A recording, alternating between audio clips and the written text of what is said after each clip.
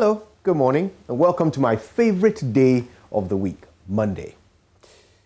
Let me tell you a story. A young student was waiting to meet his brother at the airport when he observed a man returning from some place, being met by his wife. The man was all smiles as he and his wife kissed and canoodled and giggled playfully. They refused to let go of each other even as they maneuvered his overloaded baggage trolley through the arrivals gate. As the clearly smitten couple passed by him, the young man couldn't help himself. Excuse me, he said. May I ask how long you've been married? The couple stopped, but the husband answered without breaking eye or body contact with his grinning wife. 20 years, he said with a chuckle. And children, I've always wanted the opportunity to teach you this. A chuckle is a quiet, suppressed laugh. It is not the sound you make when you suck your teeth in annoyance. A chuckle is this. Not, all right? Okay. 20 years of marriage? Wow, the young student was suitably impressed. And for how long were you away on this trip? 1 whole day, they both exclaimed together. At this point, the young student was blown away. My goodness. All this affection because you've been separated for 1 day? You know, I hope one day I can have a marriage that is as loving as yours after 20 years. Suddenly, the man turned to face the student and grabbed him by the shoulders. He gazed piercingly into the young man's eyes and said in a quiet voice filled with steely purpose, "Don't hope. Decide." My dear friends, I'm sharing this story with you not only for the benefit of married couples or those who plan to wed. I mean, they are definitely not the only people who need to stop hoping and decide. We all do. You listen to your favorite presenter, you watch your favorite show host, you dance to your favorite musician, and you hope you can be like them one day. Don't hope. Decide. You have an exam in a few months' time and you hope you will pass. Don't hope. Decide. You just became born again or converted to the Islamic faith or whichever faith, and you hope you can abide by the rules and commandments. Don't hope. Decide. You've been given a project and you hope you can deliver on time. Don't hope. Decide. We keep hearing leaders say, let's pray for peace. Let's hope for peace. As if peace is something we will be gifted by some benevolent God if we pray hard enough and beg pathetically enough for it. So even as we get warning after warning about the volatility of bubbling ethnic and political tensions, even as security experts point out the clear and present dangers, even as actual fights and actual shootings occur, we simply proceed as if we have no control here and that peace will just happen if we hope hard enough for it. Well, I woke up today with a different attitude. Look, if you are not tired of living in an imperiled, violent nation without a strategy for its own salvation, or even the faintest shadow of a clue how to drag itself out of this 64-year-old pit we have been digging, then I am. But if you are tired too, then for the sake of our poor, suffocating nation and for the love of our good God above, let's not hope to end our problems. Let's decide to. For so many years now, we've heard those in charge of our economy hope for good cocoa, gold, and oil prices. We've heard those in charge of our power hope for more rain in the Volta River. We've heard those in charge of our education hope for better results this year. We've heard those responsible for our health hope that COVID-19 doesn't kill us all. Now, I don't know when hope became our national strategy, but I can assure you it won't take us far. We all need to understand the pivotal role we each play in our own destinies and stop leaving our very survival as individuals and as a nation to chance. I've never met a billionaire who hoped their way to success or an athlete who hoped their way to victory. Achievement and progress come to those who decide to make it. They consider all the potential hardships and possible pitfalls that might stand in the way of their advancement, and they decide to proceed regardless. They decide to make it. And so no matter what comes their way, no matter what shakes their resolve, no matter who pulls them back, they still make it. A decision is a powerful thing. It eliminates all other options. And this is good, especially since we are all faced with only two options in life, success or failure. Best to decide on success, don't you think? My name is Kojo Yankson, and I have decided to make a difference. Good morning, Ghana.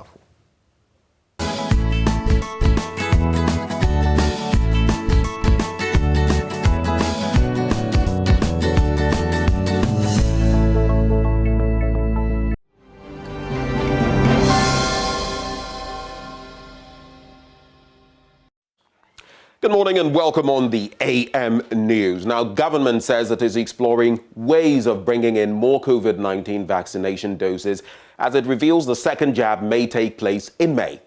Currently, the Health Ministry is in talks with Johnson & Johnson as well as the COVAX platform to bring in more of the AstraZeneca vaccines, but it's unlikely to meet the 6-week interval to administer the second dose. Director General of the Ghana Health Service, Dr. Patrick Kumabwaji, during a media briefing on Sunday, asked Ghanaians to remain calm as the first jab provides about 76% protection for 90 days, giving government ample time to procure the second jab. Based on some of the WHO recommendations how to deploy AstraZeneca, the recommendation is that it has to be the dosage of between 8 to 12 weeks interval doses. That is, as far as vaccination is concerned, what we have most important is the minimum time within which a second shot or booster dose can be given. If you do it before that minimum date, you will not get any benefit. But sometimes the longer you wait, it still doesn't matter that you can still have your second shot and get your booster dose build up. The WHO have done a lot of studies and has also shown that number one is that if you give it before 4 weeks or before 2 weeks, there's virtually no benefit. But between 8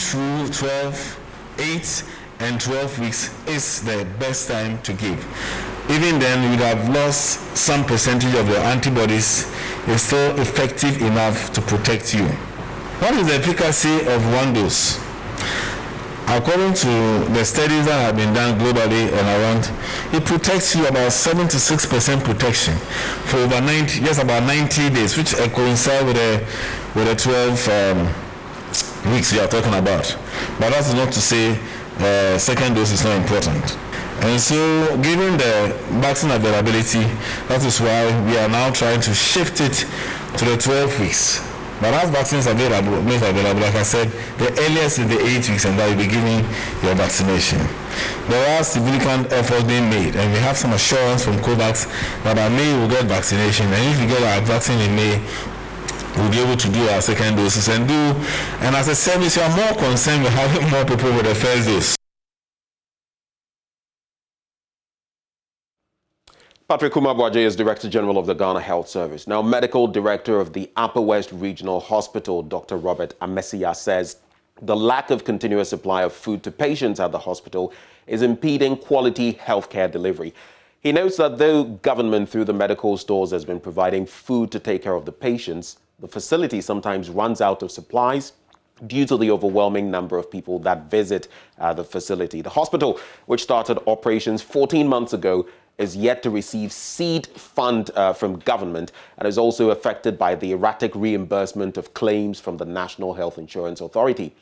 Dr. Robert Amesia spoke when road construction firm Usuya Ghana Limited donated 100 bags of maize to the hospital to take care of the feeding challenges at the facility. A report now by Rafiq Salam. Amongst the myriad of challenges faced by the Upper West Regional Hospital since it started operations 14 months ago is feeding its patients.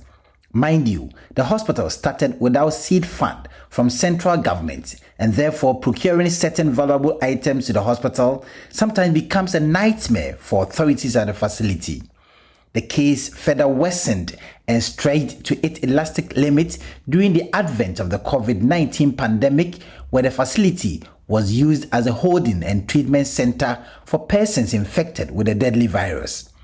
Medical Director of the Upper West Regional Hospital, Dr. Robert Amesia, Speaking at a short ceremony where a reputable road construction firm, Asuya Ghana Limited, donated 100 bags of maize valued at a little over 15,000 Ghana cedis, noted that though they have received from government through the medical stores food items, it has not been enough due to the sea of people they attend to at the facility. For food, it's something that is continuously being used. If you eat today, you eat tomorrow.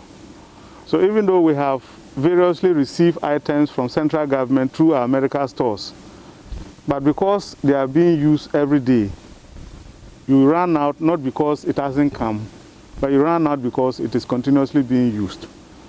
We know we are not the only part of Ghana that COVID patients or other patients are taken care of. And of course, because everywhere has to be taken care of, the supplies might not be enough at all times. He therefore sees the donation of the 100 bags of maize as a welcome news and urged other benevolent organizations and individuals to follow the example and come to the aid of the hospital. So this has come at the right time.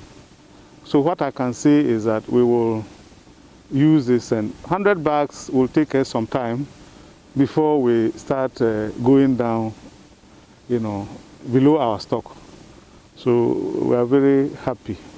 I wish he was here personally, but I know one day he's so busy a person, but we owe him a lot of gratitude because we know people who are equally capable like him.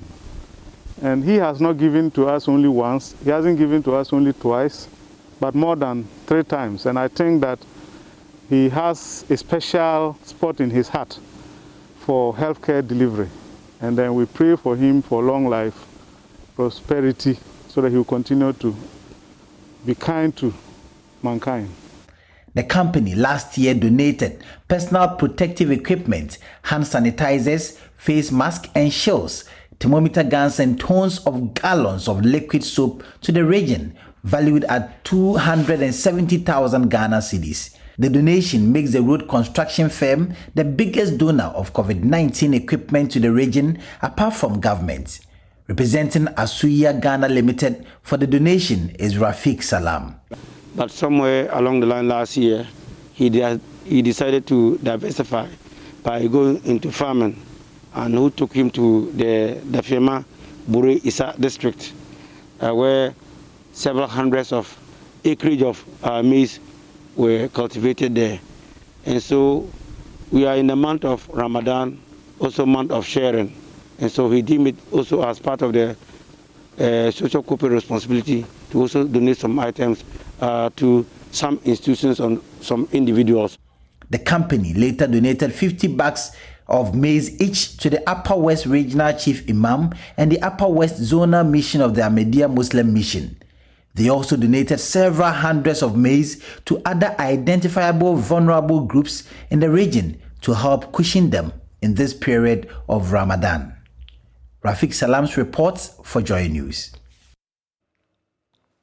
The Oman Hene of the Techiman Traditional Council, Osiadeyo Ekumfia Mayao IV, wants authorities at the Valley View University to be innovative by introducing new courses capable of attracting more students to the school.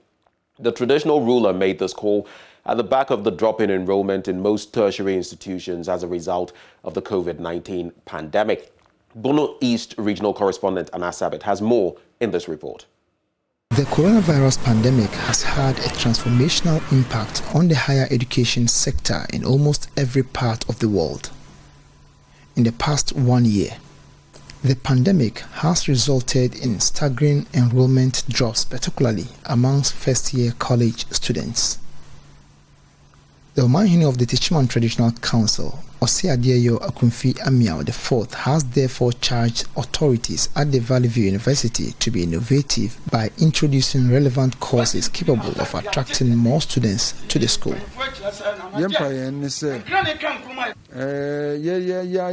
Valley View. Mumbetimi ayen sakraye din a new products aba in terms of new courses relevant to society you wom say no of a direction kono na mu design bibi attractive to the population, no, ama omotimi aba. God say we introduce a course na sa amanfo mama ya. Say school no ne huni mfaso bia bio. Now, people with disabilities, especially the blind and the deaf in Cape Coast, are often stigmatized, making many unable to access education. This situation, according to the Cape Coast School for the Blind and the Deaf, has been hampering the education of such persons.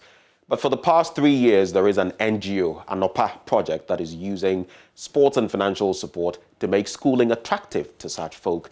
Richard Kwejunyako has more in the following report. These are visually and hearing impaired children. Such persons in times past were not encouraged to access education. Many were stigmatized and ostracized, hence making many of them lose interest in schooling. The School for the Deaf and Blind here in Cape Coast is one school that admits people with such alternative abilities and has been helping them fulfill their dreams. The era of stigma and marginalization is yet to go away as many continue to suffer. But for the past 3 years, the situation here appears to be changing. From experience, what we've realized is that anytime the kids reopen school, they want to come because they know that when they come to school, they can swim. So it is just a matter of using sports as a catalyst to promote education. One thing that we've realized is that most of these kids are stigmatized in the home. As a result of marginalization, some of them are not able to come to school. Most of them are also coming from very strange backgrounds, whether they have only one parent, or they don't have parents at all. Some of them are looked after by their grandparents. Some parents also don't have the financial means to bring them to school. Ernest Apia is the CEO of Anopa project.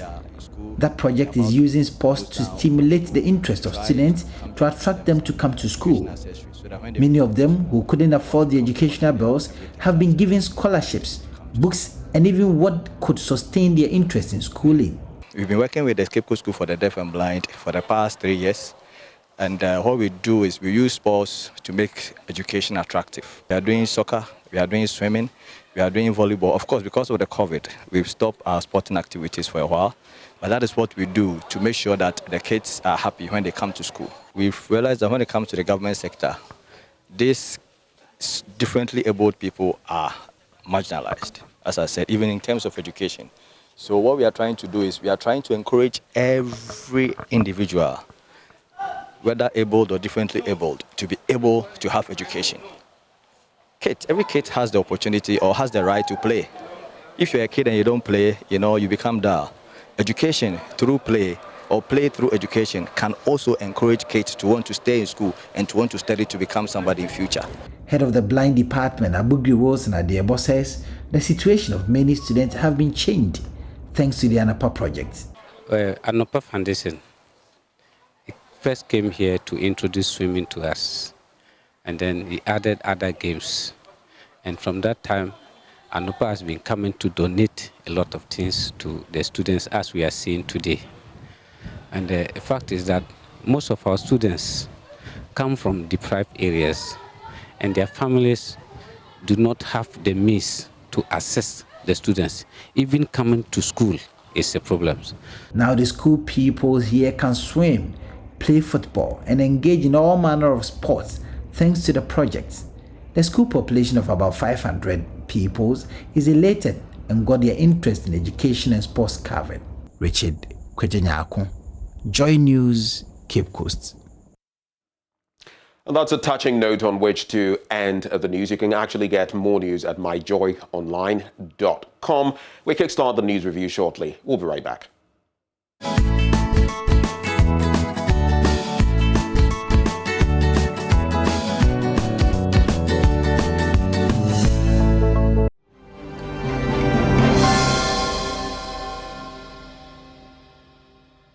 A very warm welcome to you. Thank you for joining us this morning on the AM show. It's time for us to dig into the papers and go online as well. I'm not doing this alone. I'm doing it together with a man, Joseph Akable. Good morning, Ben. Hey, over to you, Joseph. No, but you say, oh yeah.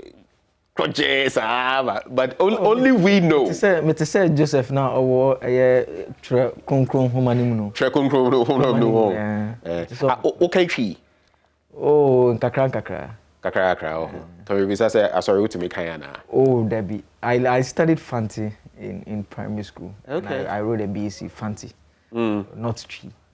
Yeah. Ayo. So we delve into the papers, but Joseph, there's something I'd like us to get into later on. And if I forget, please remind me.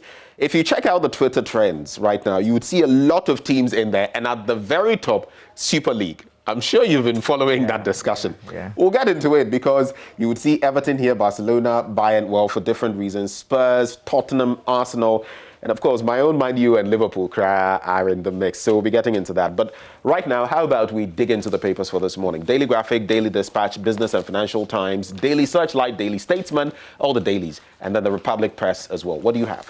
I have the Daily Guide, The Finder, The Ghanaian Times, Economy Times, The Custodian, The Ghanaian Publisher, and The Meridian. Those are the papers I have this morning.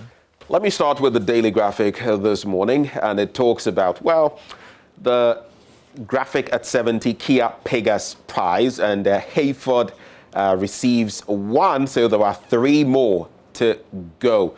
And the other day, were you the one talking about wanting a free car or something of the sort? So this could have been. I don't have to talk about it. We all want free cars. We all want free cars, yes. Kind of like Kwame Eugene. Was it Dr. Ting who gave Range Rover, a Vela, a Range Rover Vela? Yeah. And it's because, they have this, the Adonko group, they have this, is a next level. Yeah, he's been doing some art for them and do the music. Almost all Boy Juma. So they gave him, Charlie, we all should be brand ambassadors though. Charlie, the way that thing they go.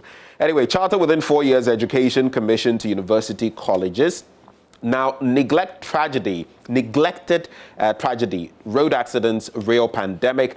And it talks about how the country's roads are increasingly becoming a present danger, with accidents, including fatalities, reaching alarming proportions. We'll get into some of the statistics for you, but that's on the front page of the Daily Graphic newspaper. On the international front, when you turn to page 5, U.S. Embassy to withdraw staff as Chad rebels advance. That's another situation in Chad, and the U.S. Embassy is going to withdraw its staff. Then there's, I think, is it Black Hawk Down? Did you ever watch that movie? No. Forgotten whether it was, it's one of those countries, I think Somalia, yes. You remember Black Hawk Down, that movie? It was actually based on real life events, and you should check it out. It's an old movie, but it reflects, well, to some level what happened. And it was a similar incident. Rwanda arrests woman deported from U.S. on genocide charges. And let's check out some more international news. Duke of Edinburgh laid to rest. And here, I might as well mention that those who see this word, this place name, and think it is Edinburgh, Monsacra, it's Edinburgh. But English is some way. How do you see C-O-L-O-N-E-L and tell me it's not colonel? You tell me it's colonel. Exactly. The Spanish would actually say coronel. They have an R in there. But in English, you see all these things, and they tell you the spelling and the pronunciation are miles apart. A friend would tell me that we have similar examples in Tree. Do you know the name Kakari? Oh, yeah, okay. So one re is gone. Well, we do that. Even Otumfuas, we don't say Otumfua, say tutu, right? Otumfua say tu. Yeah, exactly. But it's tutu in spelling. Okay, you have a point. You have a point there. But English can be murder. Anyway, so this story as well, it's on gender issues, women in agriculture, group advocates, gender-friendly land policies. Let's go to some other pages. And I think I'll do the center spread now. Let's get to the center spread of the paper. Testing herbal medicines for COVID-19. That's the major one there. A lot of herbs being displayed, and we'll find out what their efficacy really is. But when you turn to the back page of the paper, Faisal Ashgold share points. And interestingly, Asante Kotoko and Great Olympics also split the spoils. So it's still Asante Kotoko on top with 35 points, Great Olympics with 34, and then Kerala down at 32. That's fourth position. And Hearts of Oak, you mean Hearts of Old, they are there too with 30 points. They are in 5th position. Mama Vio Usuabaji, a very good morning to you. Your Heart of Oak is in 5th position. I know, you know, I can do this because I know you have my back. Oh yeah, I got your back. I agree with you completely on this subject. Let's check out the Ghanaian Times. The front page has this story about 4 months after 2020 elections, billboards, posters still litter Accra. Assemblies begin cleanup and show some of these billboards. There are two of them actually. One has vote number 1, Nana and Henry as president, Ayawaso Central MP. And the other has John Mahama for president and Raphael Kwesi Sapon Tufo for MP. The other stories here, Parliamentary Select Committee pushes for more government private sector investment in waste management, and Ghana to receive more vaccines next month for second shots. And Asante Regional Minister halts demolition of 500 houses for Quarry project. The back page has some sports story. Midiama in a Pyrrhic victory as Justice Blay crashes out. That's a photograph of the midfielder in pain. And Dreams Kerala game rained off also on the back page. Then has the table that is worth pointing out that Kotoko is number 1. And I can't find how to folk in the first 4. So I'm sure when you get a copy of the graphic, the newspaper, you're worse than I am. You're worse than I am. I couldn't find them in the first 4. I mean, that's where they are in 5th place. They are just place. Okay. So they are not too far. Hey, Basa, the center spread of the Ghanaian Times has that story about the billboards and the posters. Then the story about Ghana to receive more vaccines next month for second shots. And Vice Chancellor's pledge support for Education Minister is also another story there. Righto, let's get into the Daily Dispatch very quickly. Akufo-Addo's list of 34 deputy ministers. A lot of these people penciled for positions. There have been a lot of conjecturing and all of that, who is getting what, but at least a lot of talk about Ejapa Mercer being Deputy Energy Minister, Hassan Tampuli moving to Transport, Obi Amwa for Local Government, and you also have Benito Wusubio for Lands, and it goes on and on. So we'll see how that pans out. But Hassan Tampuli, that's been is it the Petroleum? NPA. NPA, yeah, National yes, Petroleum Authority. the National Petroleum Authority, and now he's moving to Transport. Then farmers will benefit from ICOP project I have for regional minister. Check out details of that. Full communique on National Consultative Dialogue on Small-Scale Mining. You can check out details of that if you want to know the nitty-gritty, exactly what went into it. And Alaji Nete installed Aquashonche in Sempe. I know I murdered something in there, but no fan me why. So that's it for the Daily Dispatch newspaper. Can do the front page of the Daily Guide now. NLA Paris contract claims, and Koku fights Mahama slams suspension. NPP's guarantor for students' loan takes off. And Ahafo Minister hints fertilizer boom is also another story. The back page has some sports stories. Juventus Champions League hopes in jeopardy. Has a photograph of Chiellini, is a Juventus defender, and the story there is that they lost to Atalanta. Yep, in Serie A Atalanta. First time. Atalanta. Atalanta. Sheffield United relegated, also another sad story. And tears flow for policeman killed by a Diana defender. So also another story. Oh, you remember that one, right? Yeah, I remember that one very well. Our sports team did a good job covering that particular story. Very unfortunate incident there, but he's still going through the process. The defender is expected to reappear in court on May 5 this year. And the league tables are also on the back page of the Daily Guide. We can do the center spread of the Daily Guide now. Musician Yang Sapon hits jackpot, and Kokobor joins fight against illegal mining, and government Airtel Tigo sign ownership transfer. It's another story. Stop spewing absolute ignorance. And then you need to celebs who defended Equiapim Polo. Who to whom? Something like to celebrities who defended Equiapim Polo. It says stop spewing absolute ignorance. Did you see his bit about 90 days too much? Yeah, it was the take, Samson's take on Newsfile. I listened, I watched and listened closely that particular. But on this matter, a lot of people have also hit back on social media saying, you are the very people, when you initially saw the images, you're like, oh, this is bad. These so-called celebs and all these things they've been doing. Now the justicial system tries to at least set an example, and then you say, hey, why are you giving her 90 days and all of that? Like I've said, for me, I really feel for Ekwapim Polo. It's not something you would want to have. In Ghana, we stigmatize even over COVID-19. Imagine having a criminal record, or at least having done jail time. You remember recently, I was talking about a story about a boy who, just because he's an ex-convict, can't even get into school. He wants to become a nurse, you know? So our society, it's not something you want. But at the same time, you were doing things that you should have known better. I guess we can only wish her well. I mean, 90 days. It's not easy. It's not easy to have your liberty curtailed. I mean, I have, you know, sometimes you imagine someone locks you up accidentally in the room, and the person has left, forgotten that you are in the room. You know, more false imprisonment. False imprisonment, yeah, that is it. False imprisonment. But you know how uncomfortable that is, and knowing that you have 90 days. Charlie, your liberties are restricted. You can't stand up and go where you want to go to. Someone has to tell you where you have to go to at a certain point in time. When you have to eat. Goodness, Charlie, let's enjoy the freedom that we have to be able to wake up, walk around, and do whatever you want to do. I mean, we often take it for granted. When it is restricted for just 2 days, even 1 day. Imagine if the person is... You don't have access to your mobile phone. You don't have access to the books that you want to have access to necessarily, unless you are granted the permission. Right. For 1 day, one whole day. Goodness.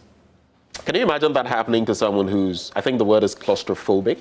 You know, those who are afraid of closed spaces. Yeah. Hey! It's very... That could be unnerving. But the person I feel for the most in this entire situation is the boy, her son.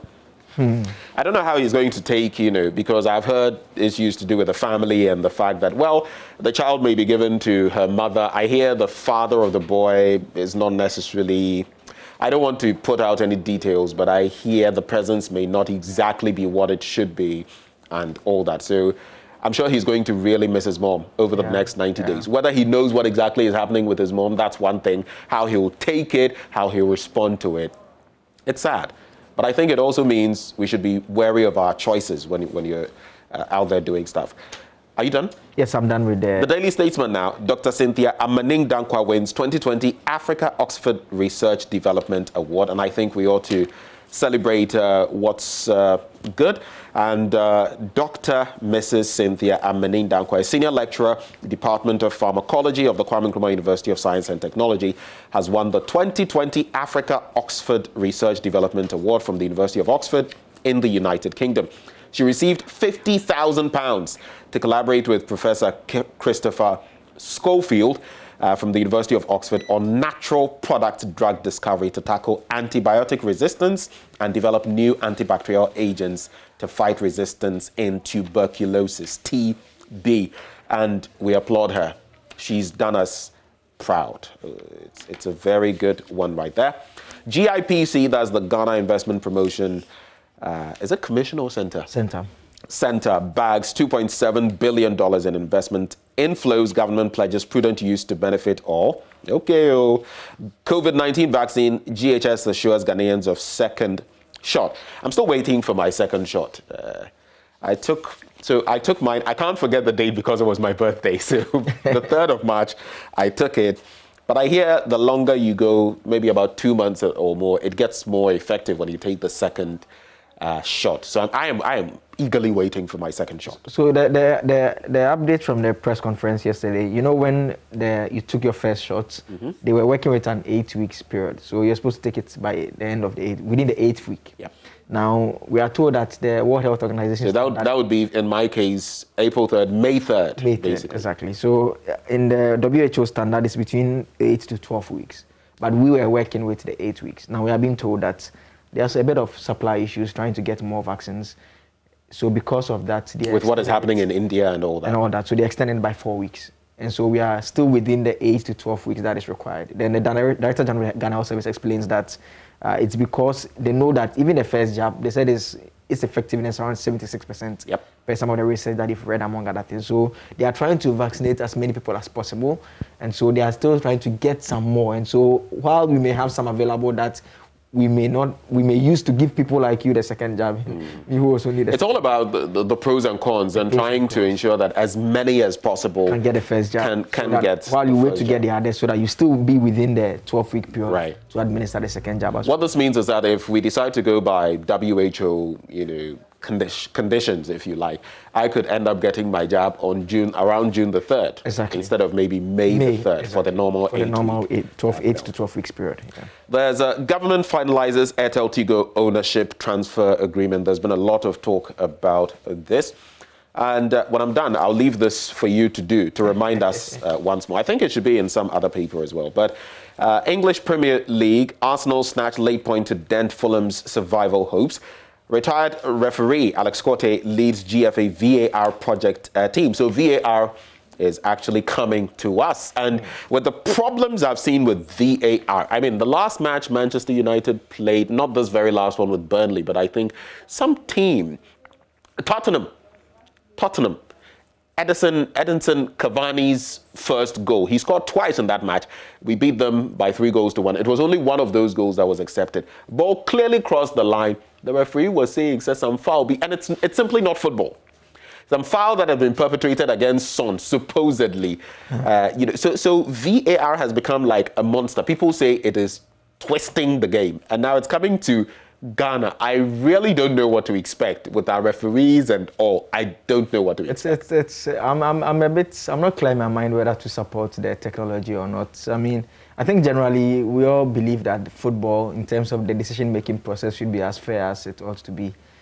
So when there's technology available to help, that's fine. But it still boils down to the decision-making process and who is making the decision. Because I've seen some instances where the referees have watched the playback many times. They've walked to the screen to watch it, and they still can't. And there are referees on the other side who also counsel them and give them then they've told them to go and check by the pitch side screen. Then they've gone, and it's still very difficult. And sometimes we that we are even watching, we disagree on what the direction should be. So it's very tough, especially when it's a very close decision. There are instances where it's clear, it's easy to decide, but the close call ones.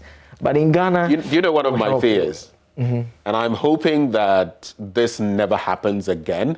You know, a lot of referees get assaulted in different parts. And I'm hoping that more protection, more security protection will be given to the referees.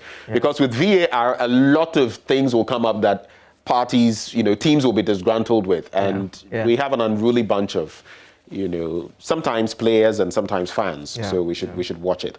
That's it for the Daily Statesman. Let's blaze through the headlines for the rest of the papers and then squeeze some time for proper digestion of the issues. Okay, so quickly through the Finder, the front page, Ghana now owns Airtel Tigo. EcoBank records 550 million cedi profit after tax. And Ghana Mission in Washington, others donate 59,850 to private sector COVID-19 fund. And stakeholders to clamp down on unethical broadcast content.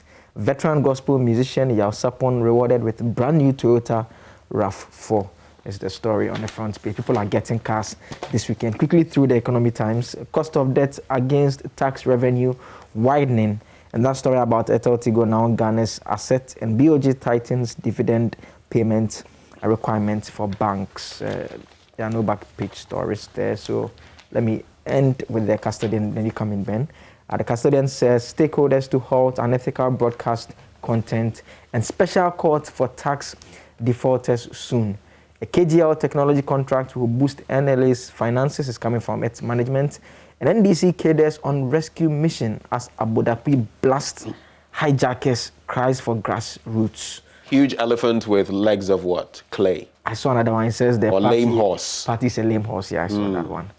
Yeah, Mohamed Polo believes CK Akono can win 2021 AFCON.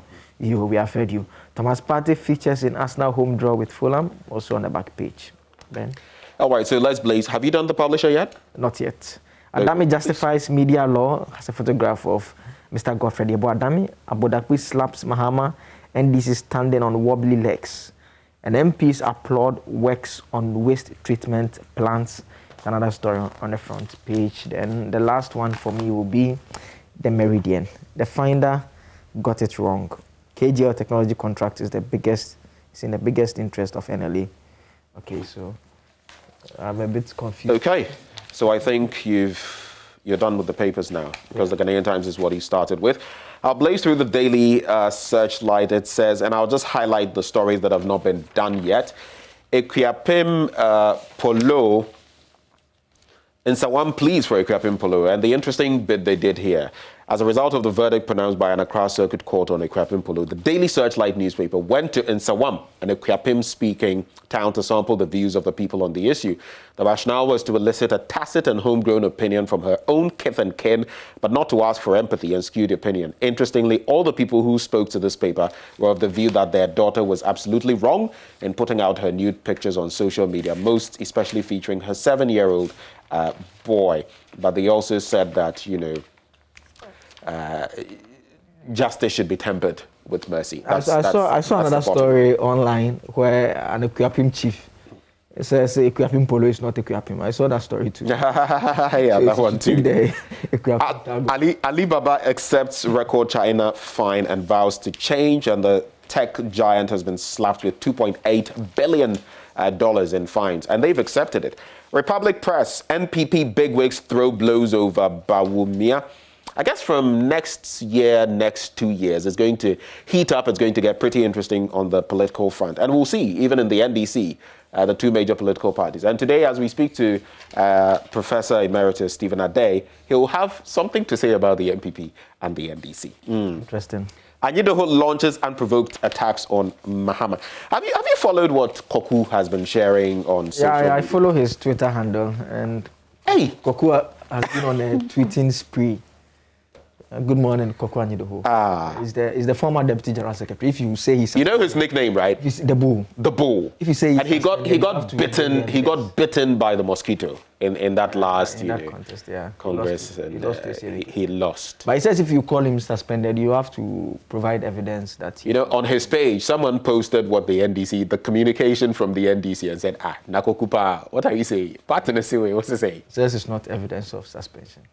Business and Financial Times, foreign banks' profits exceed local banks by 185% in pandemic year. That's my highlight. Let's check out some stories from your end before we wrap up. I think it's important to still do the COVID story. And so page 16 is just to let our viewers know, just be calm.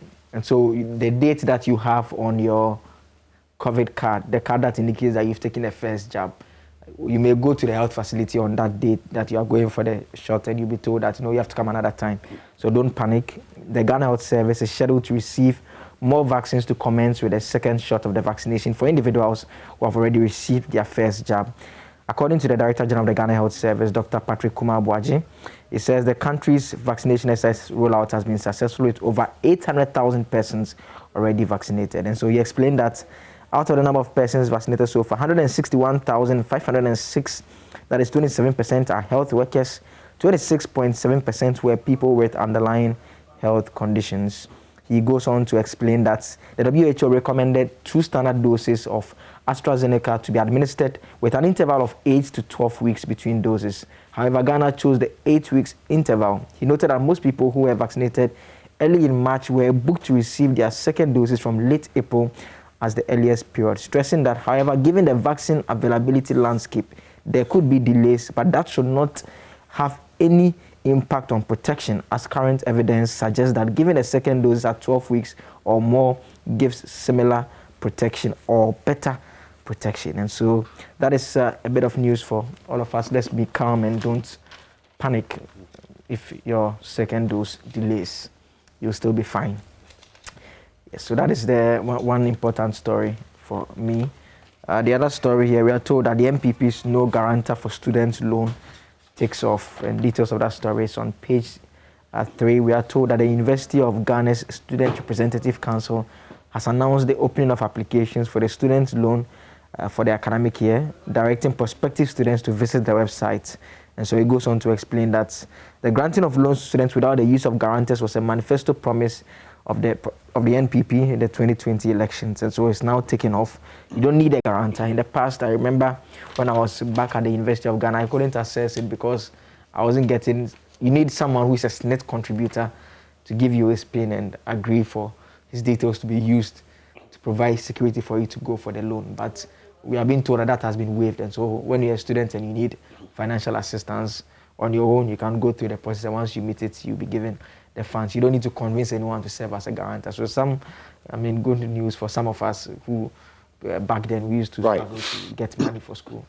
It's Mbebri, but I did promise to do this on Twitter. I'll do it in just a few seconds. So the Super League, man of letters writes, FIFA and UEFA, all 12 of you combined, that is the 12 teams that have subscribed to this, have 99 European trophies. Why would you want to start a Super League? And then Fabrizio Romano says, UEFA, FIFA, PL, Liga, Serie A on the same position. Hashtag Super League has been disapproved. No UCL, no domestic leagues for the 12 clubs. I don't know whether this is a threat or whether it is something that has already been decided that because these teams subscribed to it, and apparently Florentino,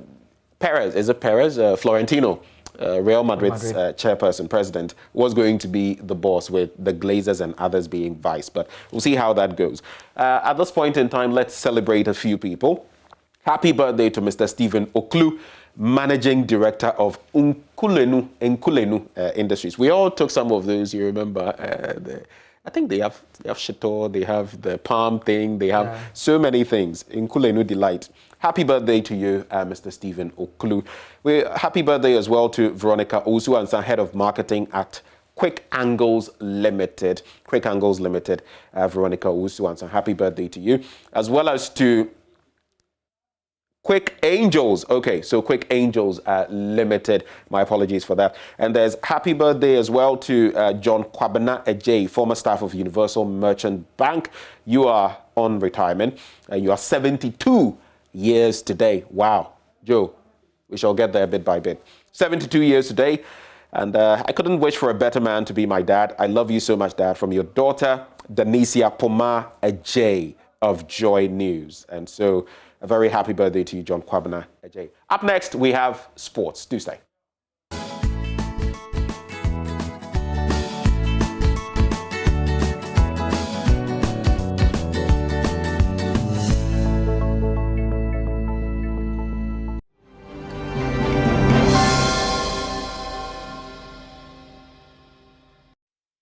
Good morning, welcome. It's a special Monday morning, and we've got stories ranging from how a Super League is being created by 12 founding clubs. We'll also be telling you the stories of how Black Stars coaches, the former Black Stars coaches, have finally received their outstanding arrears after nearly a year. We'll bring you highlights of matches played in the Ghana Premier League. But first, we start with the Black Stars coaches. They are former coaches of the senior national team. They led the Black Stars to participate in the 2019 African Cup of Nations after they were engaged in 2017 by the leadership of the Ghana Football Association. These coaches were owed 5 months outstanding salaries after they departed company with the Ghana Football Association. Now, the Ministry of Youth and Sports has paid all technical team members who were involved in Ghana's participation in the 2019 African Cup of Nations. Joy Sports understands that head coach of the team, Kwesi Appiah, received $108,000 last week after his salary was paid in 2 tranches. Initially, he was given 3 months salary, before they follow up with a 2-month salary check, which matured last week, and the money were officially paid into his account. His assistant coach, Ibrahim Tanko, Stephen Appiah, Olele Kingston have all received their salaries. We understand that they also received their monies last week, and this payment were made by the former Minister of Youth and Sports, Isaac Esiama, in December 2020. And as I mentioned, they led Ghana to participate in the 2019 African Cup of Nations. One of the assistant coaches was Ibrahim Tanko. Prior to that tournament, there was a brouhaha surrounding Asamoah Gyan's participation in the tournament because the head coach of the team, Kwesi Appiah, had said that he was going to take the captain armband from him. Asamoah Gyan released a letter or statement indicating that he was not going to go to the tournament if he was going there without being the leader of the team. Assistant coach Ibrahim Tanko says that he believes Ghana could have participated in the tournament and returned to make a decision on the future of Asamoah Gyan. We had him, and I don't know what happened before the tournament, honestly. And they took the captain from him. None of the technical team except Coach Kwesi Appiah knew the reason why. So, I mean, when we went to the tournament, you could see that there is no too much involvement of him because of what happened before.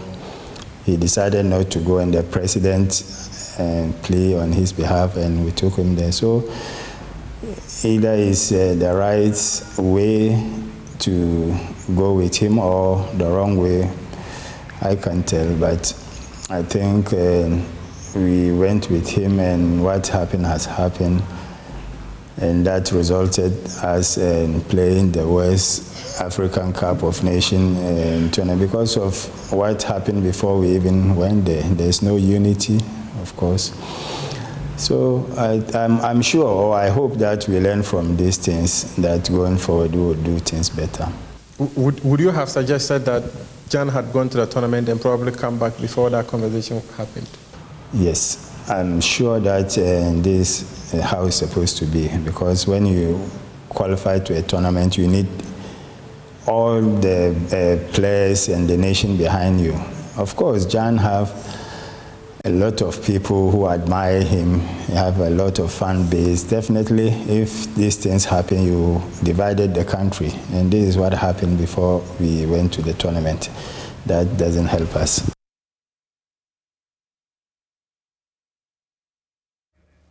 It would have been best if they had taken a decision on Asamoah Gyan after the tournament. Now let's do something on Ghana Premier League football. Last weekend, or just the gone-by weekend, Asante Kotoko drew blank against Great Olympics. Hearts of Oak were 1-0 winners over Inter-Allies, whilst Elmina Sharks also defeated Wafa by a goal to nil. Up a little bit more as Wafa get us underway for the second half of the game. Kelvin Wachi-Adom is on the field of play for Wafa. There he is with the ball. And as eager as they started the first half, they would want to continue same. Shot is driven from a distance. Lord Mate had to stretch to deal with that. And Lord Bawa showing why he was called up into the local Black Stars, and in fact, he's one of the top goalkeepers in the Ghana Premier League. He's already been cautioned, and so you'd have to be extra careful.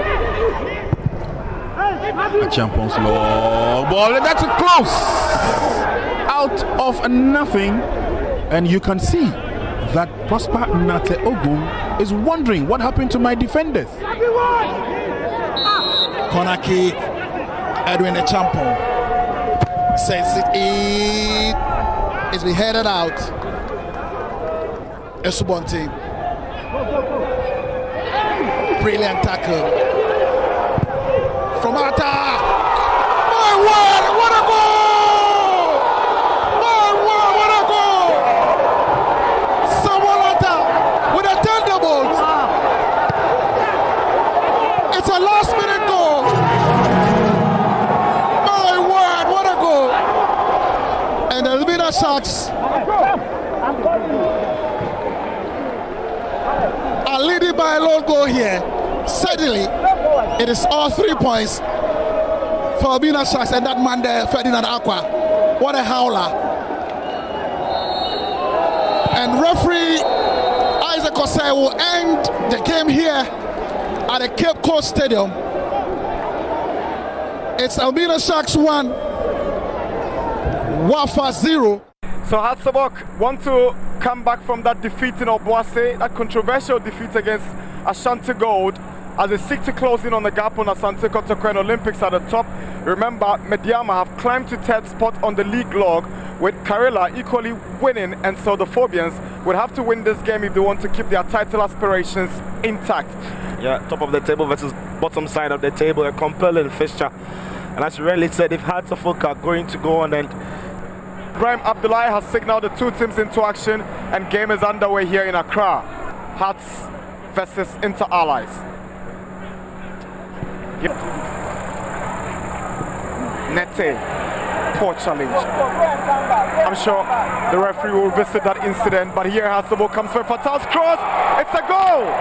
The Phobians are up by 1-0. Daniel Barney and Friye has put Hearts of Oak ahead after 25 minutes, but that cross from Fatal was good enough. Despite the win for Accra House of Oak against Inter Allies, head coach of the team, Samuel Bodu, was unhappy with the output of his team. Inter Allies now, they have changed their team and they are playing well. So it's very good for me to win this one. Now, knowing that they won in the first leg or the first round game, were you under pressure to come as a revenge in today's game? Yeah, I wasn't around, but then I've heard a lot about them, and I decided to pay back to them. So that's what happened today. Well, another win again in the bag. What does that mean for you guys going forward?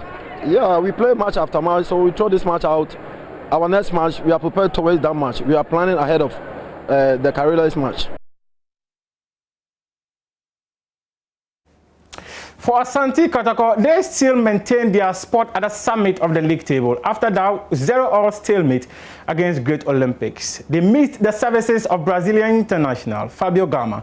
However, Mariano Barote insists he did not miss his star. Only another match. For this match, we have some problems. We play without Gama, without our left winger, Ukra, is one of our key players. And we have to use some players adapting for the positions. And they did it very well. Some of the players, long time they are not playing, but today, when they come, they did it very well with a very good team. The other team in the first half, they fight, but I think we have the control of the match. Our problem was in the last pass. Because if you make good decision in the last pass, even now in the end of the game you have two chances. As Yama was completely alone, Imoro put the ball other side. In the free kick also we have a chance to make better, and we did not. But it's a long journey. It's missing many matches. All teams want to beat Kotoko, but I didn't saw any chance for Olympics to defeat our goalkeeper. So, we have to play with the player who are available. But of course, it's not the same things. We have some routines and we lost the routines. Gama and Ukra are playing in the last 3 matches. And today, I have to improve. And it's difficult. But the players who comes, they did it well. Sarkozy, after a long time, he comes in the team.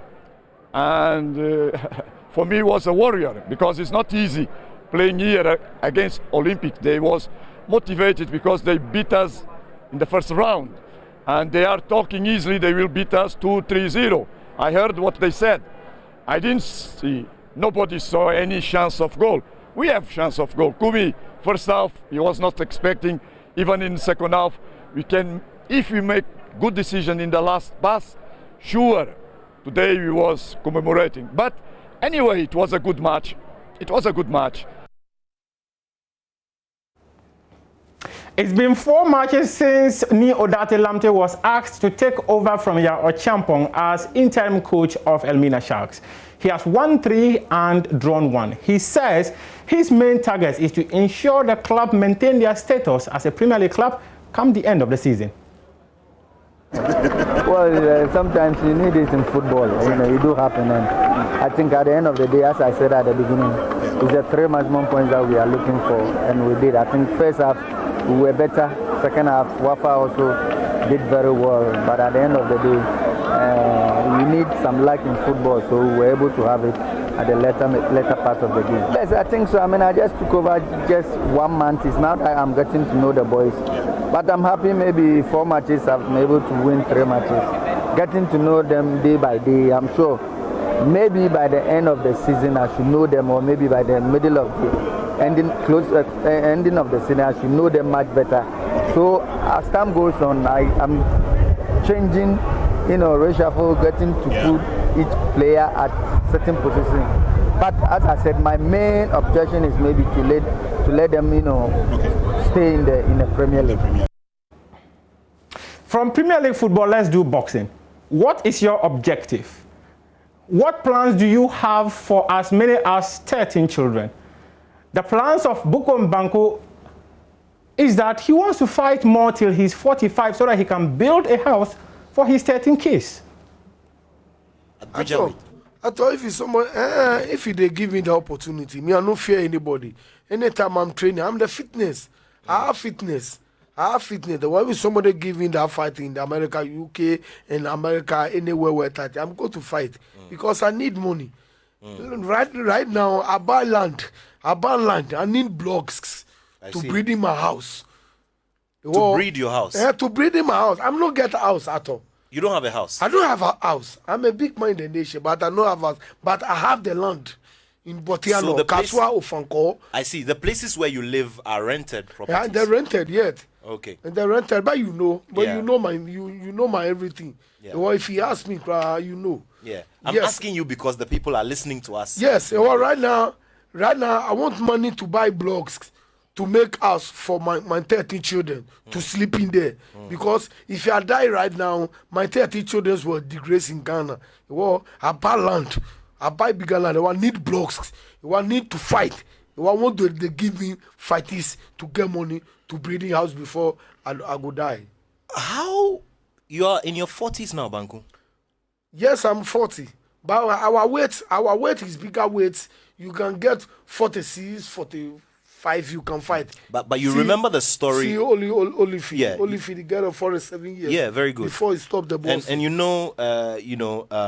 the executioner, Bernard Hopkins, went to 49. He almost fought at 50. Yes. But time is running. How many more years have you given yourself to Oh, remain right in now I boxing? give myself 3 years because 3 years I get 45 years. I'm 42 years now. Okay. Yes, so I give myself 3 years. 3 years I want to get a big money to stop the boss, and the people are coming. I see. And have you planned what you're going to do after boxing when you've made the big money? Aside building your house, what else will you do? Oh, I will shoot film, me and the film. You want to be an actor? You're already acting. I'm already actor, but because of the politics, the commercial people are not calling me again.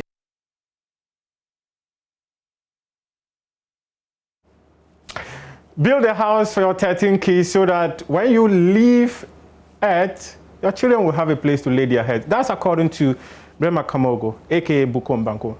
Thanks very much for your company. This has been the AM Sports on the AM Show with me, Muftar Nabila Abdullahi.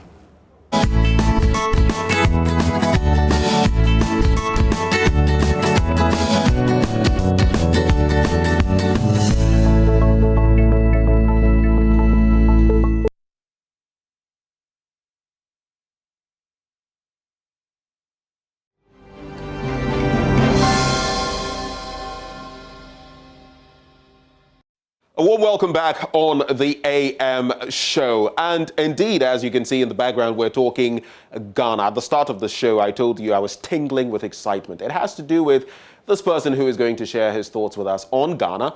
And that person, I should say, is a former rector of GIMPA.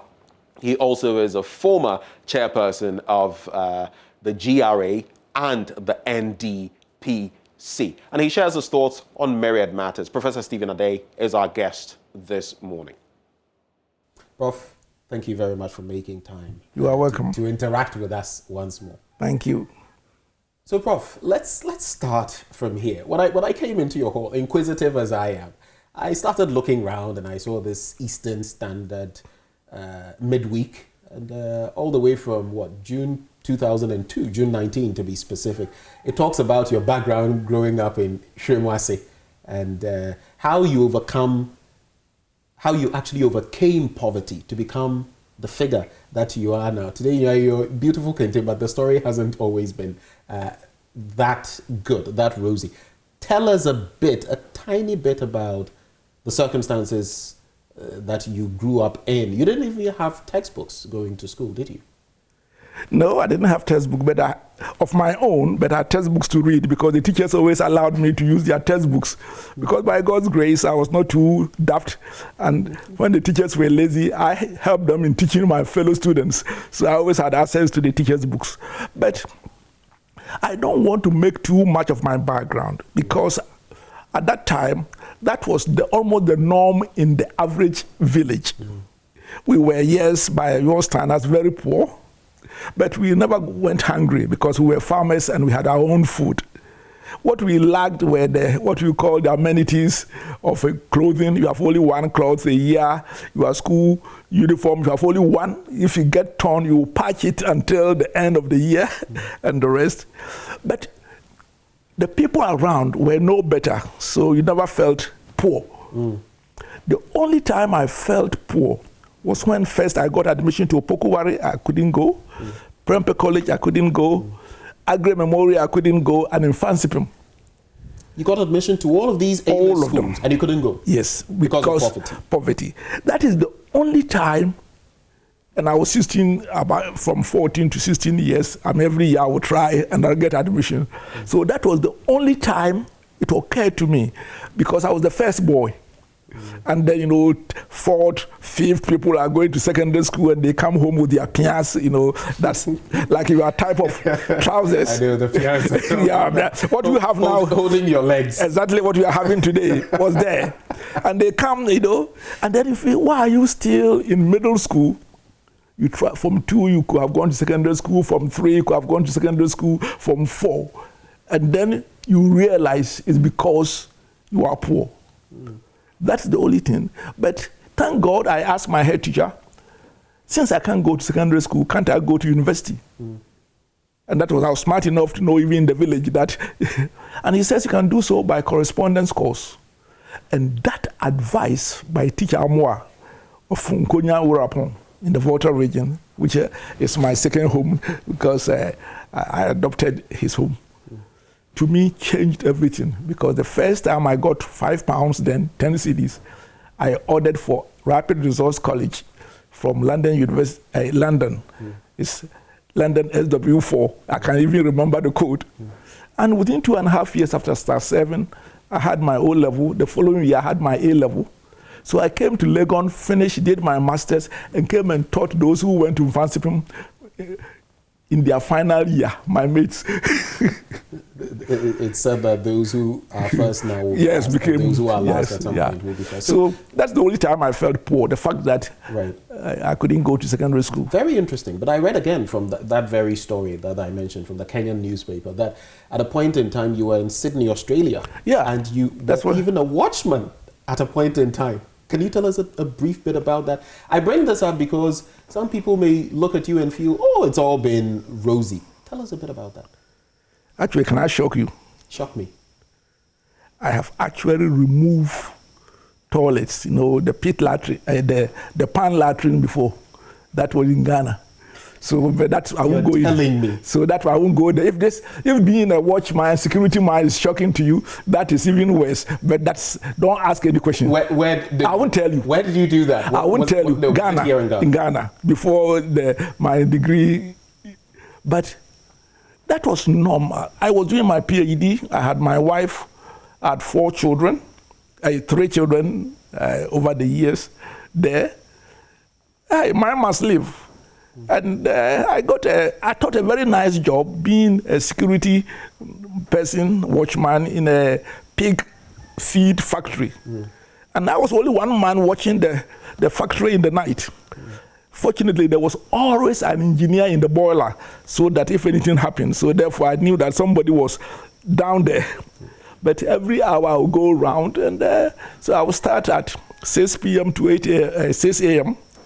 And then I would go to school and look after my children and wife. So it was a good source of income. In fact, it made it easier for me to write my PhD because in the night, I go around and come and sit down and write it.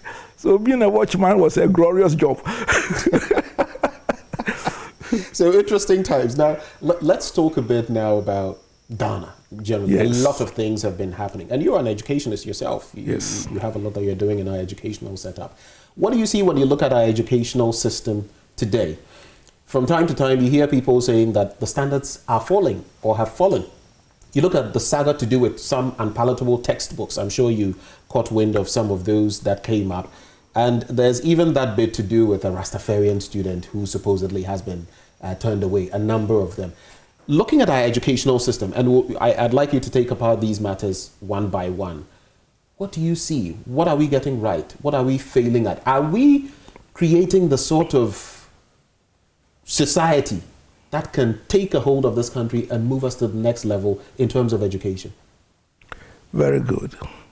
Let me first say that the tendency is for us to make so much noise at minor things and then leave the root issues. Rastafarian issue. Basically, there's rules in Achimota. Anybody can change, I ask, and go through the process and have the rules change. But at the time, the head master or mistress applies the rules. He could not and shouldn't have even considered admitting that person because the rules have not been changed.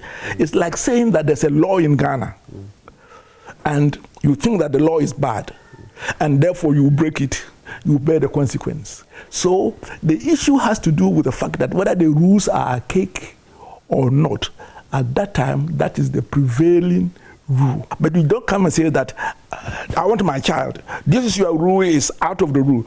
Get my child in. Then the next time, somebody will come and say that my child can stand on the dining table, and that is how he finds studying easy. The rule itself must be changed, but it's not changed by the headmistress or headmaster on the spot. So the placement system, places these students there, and of course, as they get to the school, then some of these matters crop up. But just because you mentioned this bit about whether something is archaic or not, I mean, where you've lectured before, Ashesi University, at that tertiary level, people wear locks and they go to school. Tertiary and level, these are people who have gone through the system. So tell me, do you think that is archaic? First of all, tertiary level and pre-university are not the same. In the university, you are considered as an adult. In fact, except when you go beyond a certain extremities, you are on your own. When you are dealing with basic school, there are certain rules you are getting them to use to obeying laws and rules and everything else. As to it being a cake, I think that it has to be personal. Personally, I think that I support Achimota's rules. Okay. And in my school, nobody even would dare come to knock there. But you talk about this... the issue to do with some textbooks. As well as our educational system. I never talked about it. And people were wondering, why didn't I talk about it? Because there are certain things you don't go through the hype of it. Listen, just last 2 weeks, somebody falsely accused me that Stephen Ade's NDPC has squandered, more or less 850,000, not getting receipts for it. But the question is this. I never said anything about it. First of all, it was a lie. He was actually talking about something that happened in 2016. But there was a comment which was posted. And do you know what it said? It said, what happens? Ashanti thieves, you put an Ashanti in charge of GRA. Okay, this is something, just for this reason I'm talking about it. Can somebody say Ashantis are thieves? You don't put this in the public domain and discuss it and other things, because you are just allowing these people's bigotry and other things. This issue, let me tell you, has happened before. The best thing, and it was under Lawrence, it was handled so well. Let me tell you, my good friend, Professor Kofi Awuno. The issue with the textbooks? No. It's about this tribal comment that I will come to. Professor Kofi Awuno, when he was the Ghana ambassador to Brazil, wrote a very bad tribalistic book insulting other tribes and other things. Do you know how it was handled? Under Lawrence, that book was banned for distribution in Ghana quietly, and nobody, apart from some of us who were grown and had the opportunity to get access to some of it and read it, never had anything. And I believe that when things... But to be fair, Prof is not with us to be able to defend himself. No, the book was published. This is not when that's academic work, whether you are dead or not, it's an issue. But the point I'm trying to make It's not his tribally oriented book, but the fact that Rawlings' government did extraordinary. They immediately made sure that that book was not distributed and other things, and was quietly done. I believe that as soon as this unfortunate statement was made, if I were in authority, immediately you would just ban it, quiet. Let not it even come into the public domain. But when it comes to the Ghana education, I say that these things are distractions. The basic issue, and I continue hammering it, is that the quality of our 80% of our public basic school, the old basic school, that's up to primary to JHS, it's so horrible in the villages. Our teachers are not teaching. Supervision is so bad that actually we are only producing time bomb, because these children, they go to even secondary school these days, and let me tell you, I have evidence to that effect. In the villages, my village, you go to Akwansrem and other things, all of them, they pay the teachers, they pay the vigilators, they pay the police and other things, and they get straight ones. And then they get admission to Achimota, Prem, Fancy, because now they have to take a certain quota from them. Then after 3 years, they all come home with total failure, not because the schools are not good, but because these people can't even understand the language and government school they just go through. And the reason why it pains me is that the teachers are qualified, they are capable, but they refuse to teach. And because they are getting away with murder. And that, to me, is so painful that these lives are being wasted. Does that point to a failure in leadership? Recently, for example, we had students ending up in schools, secondary schools, who shouldn't even have been there. Apparently, there was some misinformation, the Ghana Education Service, and all of that. So, with all of these things happening, and with what you are talking about, the sort of murder that is being perpetrated, what do you think ought to be done? What should the Education Minister, Dr. Yawedu Chum, and others, what should they really be doing to remedy the situation? Well, I have always asked for the same. They should do exactly what is being done in what I call the poor private schools. Because when we talk about private schools, the Accra Ray Church, Christ the King, and that things, they are very few. The average private school, if you go and see the type of the teachers are not trained, they haven't gone to university, they are secondary school failures, and still their children are better products. And it all has to do with supervision and accountability. And I believe that we must decentralize the basic education system. The teachers don't want it, but we should not do their bidding. It should be, every district should have its educational unit, and when you are posted to the district, that's where you are, and if you don't produce results, you are going to be sanctioned. And the head teacher should be given authority of discipline, and you hold the head teacher accountable. By the way, and the head teacher headship must be rewarded. Now they get about 20 or 40 Ghana cedis above the ordinary teacher. So you make the head teacher a distinct position, attractive one, and then you give the head teacher the authority to supervise the teachers, hold them accountable, and can decide that you don't meet my standards, I don't want you. Finish. And let me tell you, without adding a pesewa in expenditure, apart from the little incentive to the head teacher, within 1 year, the whole education system will be transformed. And once their basic education, people get the requisite numeracy and literacy, the rest is cocoa. It pains me, let me end on this, that my granddaughter, 5 years, 4 months, is literate. She reads 200-page book. just by my spending 1 month with her using the Ladybird series, a series.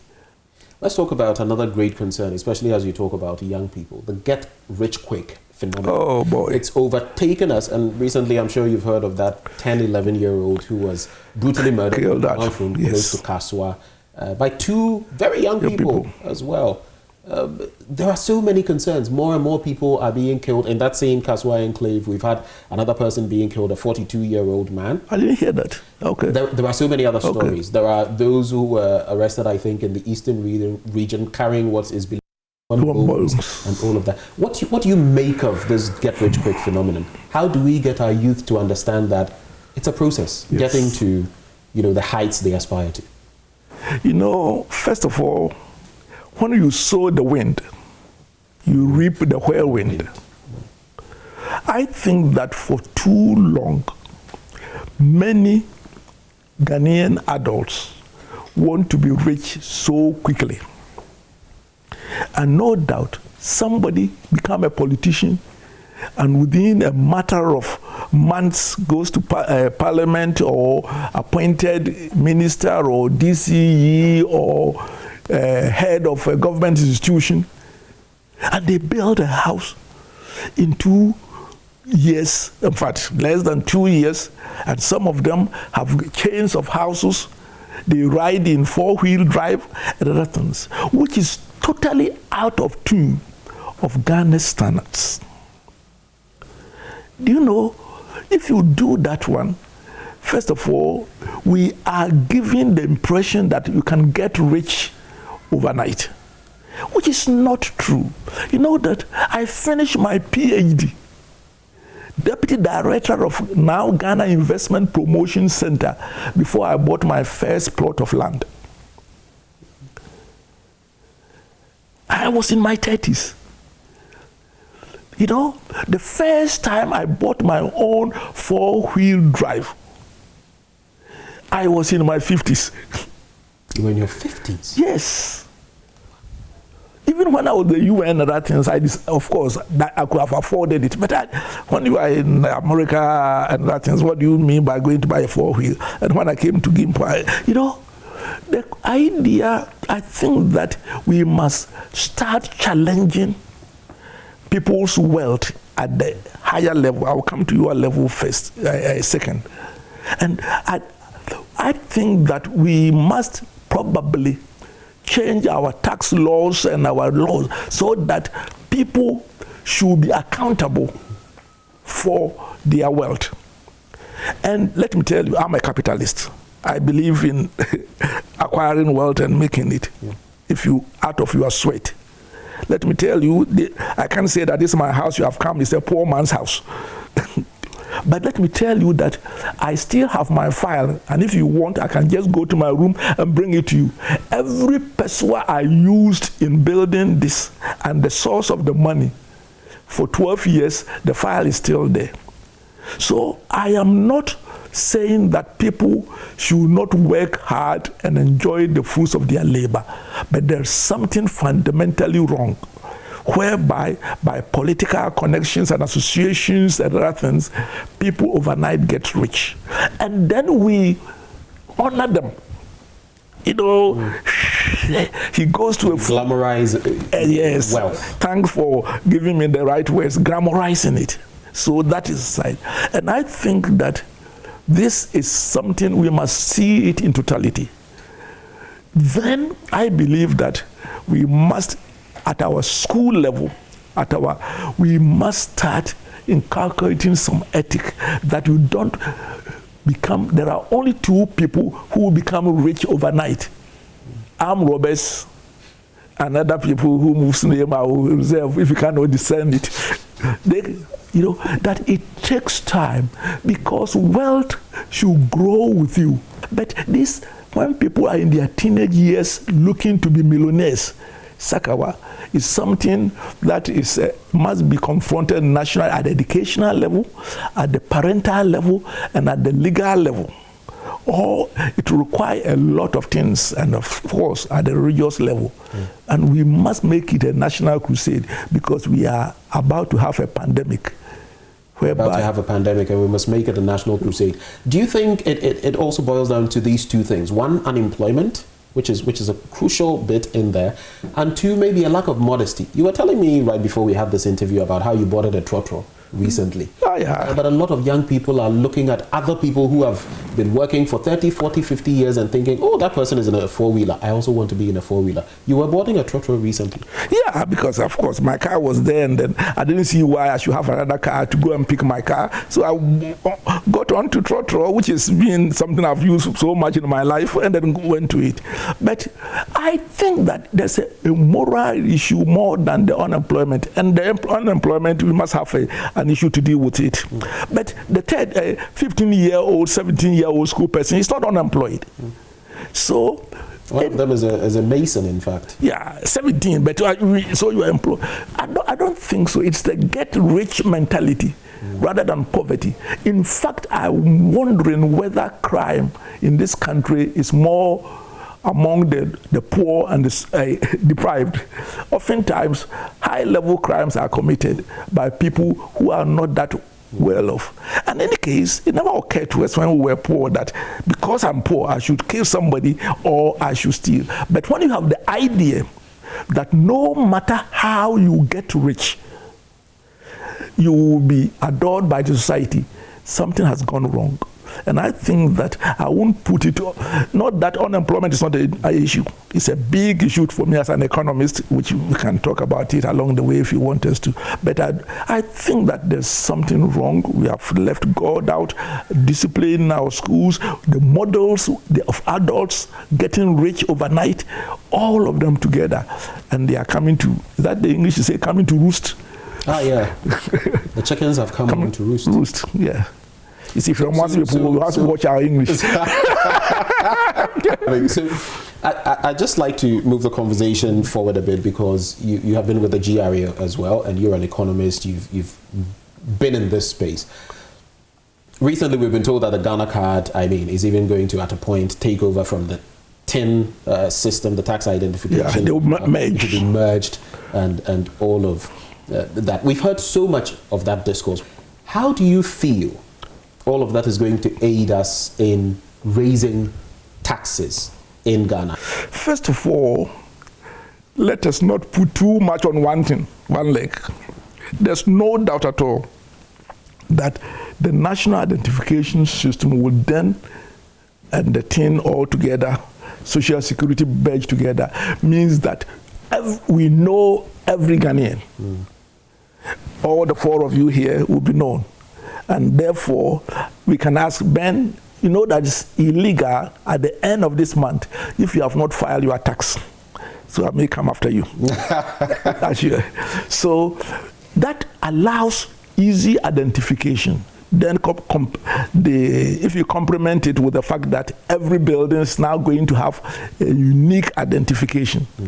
So you can't say that you live in a Trasaco house and yet from your tax record, you earn 30,000. That is not sufficient to meet. Get a house in Trasaco. No, to meet your electricity bill. Therefore, we can say that Joe Broke, you live in Trasaco. With this lifestyle, the minimum salary or income you earn, not salary because there are other sources of income, will not be less than 1 million. Then we will put a tax on you, but you can prove otherwise. So it makes easy, but there's more to it. There's enforcement, identification, and other things. So we shouldn't think that this identification by itself will solve the problem. I think that we should, because Ghana, we should be having about 20% of our GDP in taxes. Then we don't have to go out borrowing. Then we can finance our development from within. At this moment, we are about 13%, 13.5%. That, in other words, more than a third of our taxes are not corrected. And we are not talking about poor people. We are talking about people who have income earners who are escaping the tax. Must pay. You know, Let's talk about the ordinary Ghanaian and whether he is being overtaxed. Interestingly, the CDD Afrobarometer came out with a report recently that a lot of Ghanaians, maybe a third of Ghanaians, are willing to pay their taxes and even pay more. But there's a catch there. They want to see what their taxes are used for. Yes. In their favor, because that is what is expected. Now, we have the NHI levy, 1% that has been added on. We have the COVID-19 levy and all of that. Is the ordinary Ghanaian being overtaxed, would you say? And what do you think about our current tax regime? Now, my answer is this. Even all these together, the average Ghanaian tax rate, I mean, those in the urban centers or the modern economy, I would say it would be about maximum 15% of their income. That is not overtaxing. But you know, the tendency is to look at this one. That is why, in fact, left to my own, and I'm not the government. I liked VAT, which is across the board, and then rather than these small. Even that, people complained about it. The yes, but what I'm saying that have you ever seen the farmer complain about that? It's all again the maybe they've not complained to you. But let me say is that we must calculate the effective tax rate, and the effective tax rate, for example, in people at my level, is 30%. When I was in the UN, the effective tax rate was 45%. I come to Ghana now that I pay 30%. So in fact, my marginal tax rate, because I am in the higher income group, so it is not so much, we make so much political noise. The effective tax rate is not high. But even for business people, for the people in the higher end, on the higher end, if you like, on the back of COVID-19, a lot of businesses have collapsed, people are suffering. Should we be levying people more at a time like this? Should we still maintain road? Should we still have hospitals? Should we have electricity? People have an idea. That's why our debt rate is ballooning. Think that the government has the money somewhere. Actually, at the end of the year, the government has zero money. People are spending so much, even in terms of facilitating our debt. Yes, what I'm saying is that at the beginning of the year, a government has zero money. Every other money going to be spent in the year will have to come from taxes or borrowing. Of course, if you continue borrowing, which we are now spending about 35% or so on servicing debt, then next year you are even worse off. So the only way route is Ghanaians paying our way. But that cannot be by, as I agree with you, increasing the level of taxation all the time, but spreading the tax net and making sure that we have effective system of monitoring. That's all that needs to be there. But the fact is that every country has to pay their own way. And that's where I like the Afrobarometer discovery, is that the people must see the impact. We cannot have a country where an estimated 3 billion per annum goes is wasted on the corruption. Especially the corruption now, apart from public sector, public politicians who are always the target, is the bureaucratic corruption, public servants. The level of corruption is such, and these are the ones we must address, because you cannot continue pouring money into the basket when there's a leaky basket. And it's interesting you bring up corruption. That was the very next thing from taxes that I was going to initiate as a conversation. Where we are now as a country, I think we are in a very critical situation when it comes to corruption. How do you feel we can make inroads or map the way forward when it comes to institutional corruption, when it comes to individual corruption, and even the perception of corruption, because that is also an area where we are faring poorly? What do we do? Well, the corruption indicator by Transparency International shows that we have improved a bit. Well, over the years, if you actually look at it, you would realize that it's a marginal increase. We go forward, come back. No, yeah. But the reality is this. Let me put this one before I address the substantive question.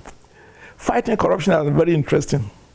As soon as you start, our political system is such that as soon as you start fighting corruption, your government will be accused of being corrupt. Do you know why? The paradox.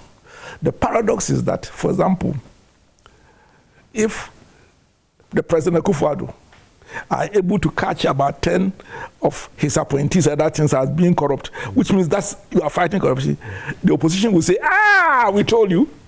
Do you feel that is why? No, governments are not forthcoming when it comes to this? Yeah, let me come. Yes, but that's why it makes it difficult, because as soon, the more you discover corruption and deal with it, the more you are accused by your media, by the opposition, and that they don't see that actually when you want to effectively fight corruption, there will be more corruption exposing corruption.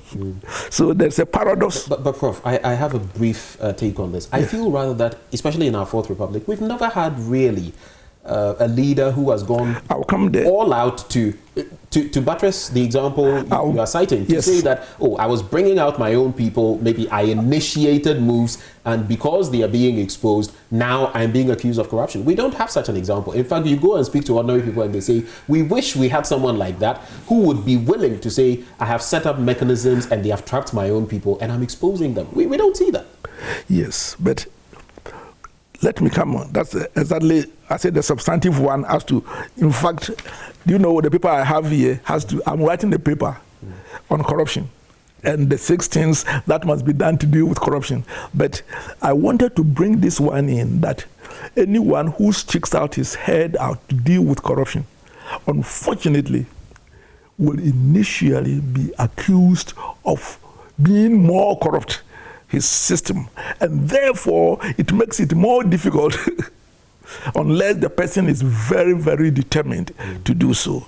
But I think that, let me say, give me just 2 minutes to say, first, that the level of corruption is a reality. Because we have hovered around 40, 42, this is the percent in terms of the points, which means that the basic corruption is endemic and we must address it, number one. Number two, it is not true that corruption has worsened. It has actually stabilized at a higher level. When you say stabilized at a higher level, what exactly do you mean? In other words, the attempts to deal with corruption has not reduced it, while it was at a very high level. I mean, we were at 40. So you expect that effective anti-corruption measures will say bring 90 to 35. No, the opposite. Will bring it to say 45, 50. Which means that it has become endemic. It's almost becoming part of a culture. How do we deal with it? I'm coming to that. So the first is the reality of my 6 points. So we are faced with a serious issue. The second I want to say is that it has a very serious impact on our development. I have evidence whereby both Ghanaians and expatriates find it so obnoxious that they will not even invest in industries. Why? Because of what they have to go through, bribing, you have to bribe your way and other things.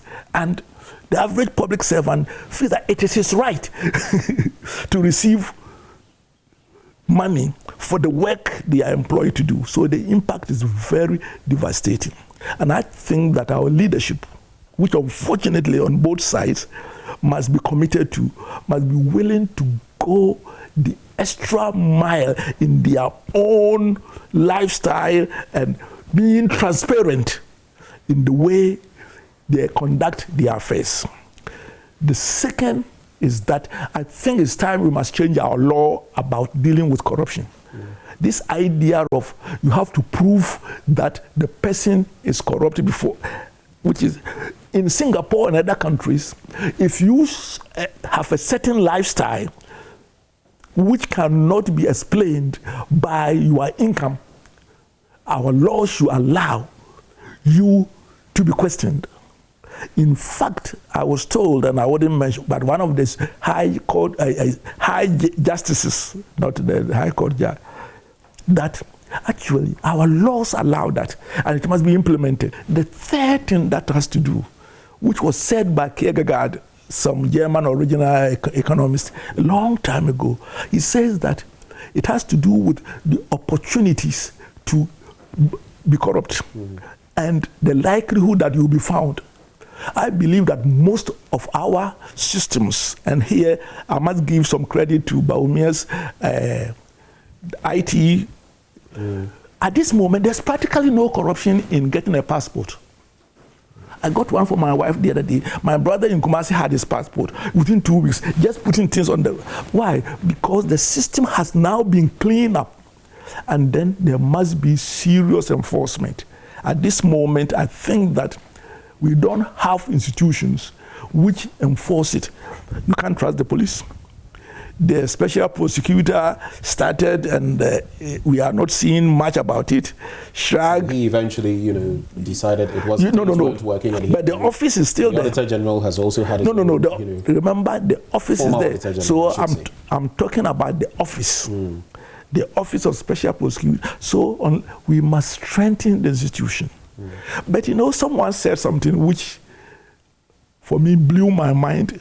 He says that where you have found corruption low, it means that you have leaders whose only commitment is to leave their country developed and not willing, not for themselves. And I believe that at the bottom line, corruption is a leadership issue. A lot of Ghanaians now are sweating it out, literally, because they are sleeping in darkness. And I thought that it was sweating it out means that afternoon sun. No, this time it's a reality. People send me pictures all the time. People post photos of, look at my daughter sweating, and she says she's hot, and all of that. It appears this humdrum life of those who send to saying this and ECG saying that and all of that is becoming a reality again. What do you think of our energy situation? Well, it's an area I'm not an expert in, so I'm giving my common man's view about it. Do you have a generator here? Yes, I've. Right where 10 years ago, it was part of my infrastructure. So it wasn't because of the doom. So you never have to sweat it out, but a lot of people do. But interestingly, I don't use it. Look around. There's no air conditioning in this house. Yes, I'm not in that category whereby you have. I don't use air conditioning in my house. Look around. There's nothing at all. In fact, my fan. 3 days ago, I had one of the outer hall. The fan was on, and I came. Somebody has visited me, and I asked them, and I said, "Oh, okay, you are one of those people. We don't use the fan either." But that is not the case. I shouldn't detract from the fact that almost everyone who sent you that, you will see that is in your category. The people who are air-conditioned rooms and other things, so serves you right. But the fundamental issue, and at this moment, by the way, since Let me just say that I've also stopped using my ACs for other reasons. Okay, the economic reasons. I use a fan.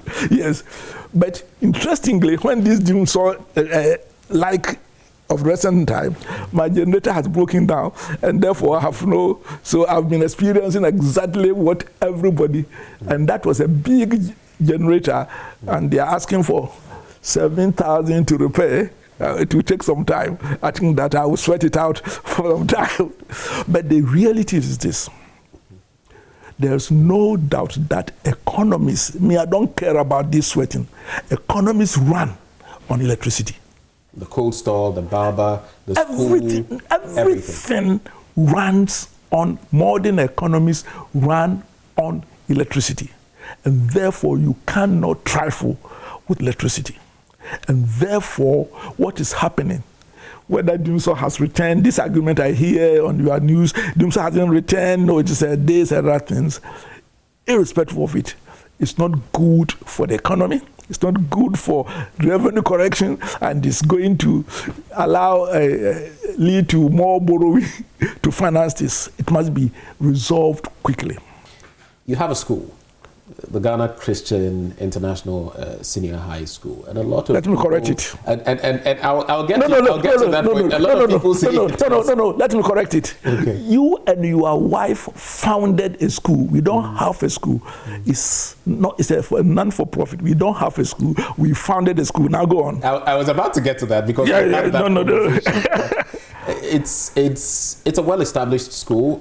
Thank God. There's been a lot of praise for it. I mean, ministers and the others. There are so many prominent people in society who have their children schooling there, and your school is doing really well. But one thing that I've realized is that the road to your that stretch to your school is in a very bad state. What are you going to do about that? I know people before this interview who actually told me, "Oh, you're going to speak to Prof. Tell him the school, no, but the road. The road. First of all, in case Honorable Amwakwata hears this, that when I meet him, I'll kill him. Because for 3 years, every time he meets me from a distance, he says, "Oh, Stephen, Ukwano, your road is going to be done." So, therefore, he must hear this from, that's what your clients are saying. And I didn't prompt him, so he's being a naughty boy. But on a more serious note, I think that is a very important link road between Dodowa and Afenya, linking that Bay Road and that of the Akosombo Road, and by extension, in fact, by 10 kilometers, you cut off to Pram Pram without coming through. And I think there's an important road that must be done. But to be fair with him, let me be. I know that they have awarded that road because the contractor has his child in the school. So is it yes, that's actually I don't know who the contractor is, but those managing the school told me that he has got his children there, and he has promised that it will be done. Okay, but so meanwhile, we will go on our... Right. Just to clarify, so your school is not for profit? It's not for profit. It is not owned by Professor Stephen? We are there and his wife. We are founders. You are founders. When I am chief executive, I'm paid salary, and beyond my salary, and the records are there, I can send everybody to go and look. Not a pesua comes to my family. Where does the revenue go? The revenue goes into 3 things, in fact 4. One is taking care of the children. The second is for the infrastructure. We don't receive any subvention, and the infrastructure is not building a house for me. It's just making sure that the students are more comfortable and more students can have admission to such a school. The third is school is made of teachers. And our teachers. In Sota, every teacher there at least earns more than the Ghana Education Service teachers. I won't tell you how much more, because they will beat me if their parents, their friends will come and ask for help. The fourth, it's what I mentioned. If we have a surplus, it must go into doing schools in other communities less privileged, and those ones cannot pay the same fees. You won't believe that the one in my village, which is mainly a day school, every child pays only 1,350 Ghana cedis for a year, including free transport, free food, free school uniform, everything. And each one of them is subsidized about 3,000 a year. So that is all the money. And we want to set it up so that when I die and my wife dies, the school will continue. Because my children cannot go there and say that, hey, Yale, my children will not inherit the school. Interesting, very interesting discussion. We've had some things we've never heard, at least as far as the school is concerned, because I think most people have felt the school was yours. But thank you so much for interacting with us, and we look forward to a lot more for you. You say you're what, 72 months and 72 years and 5 months today. That's why I'm celebrating. I guess you celebrate your birthday every month. Yes, me and my wife.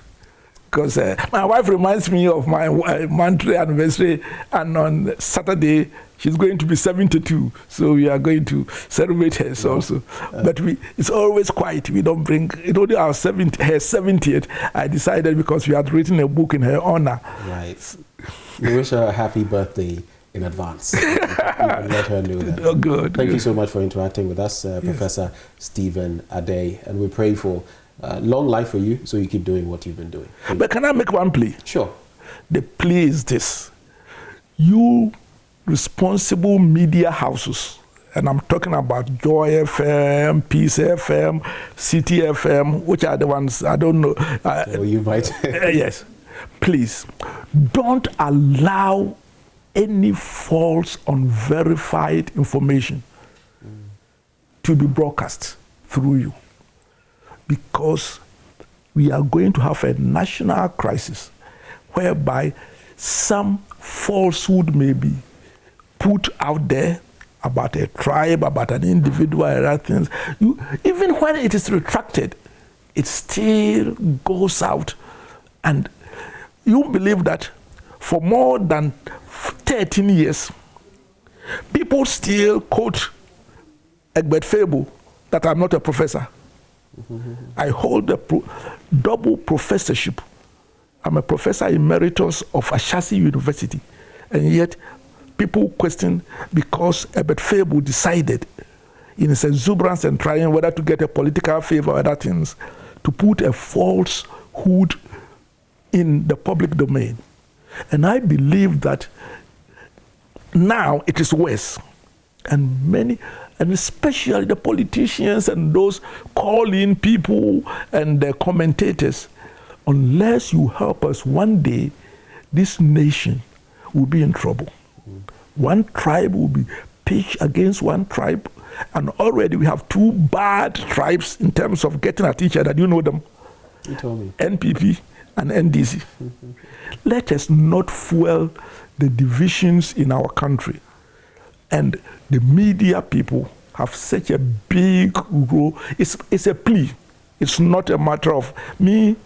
When you say something wrong about me, time will tell. Because by God's grace, I will not steal a penny and other things. If you say I'm ugly, it's only my wife's view about me matters. But I plead with the media that you can help us to be credible.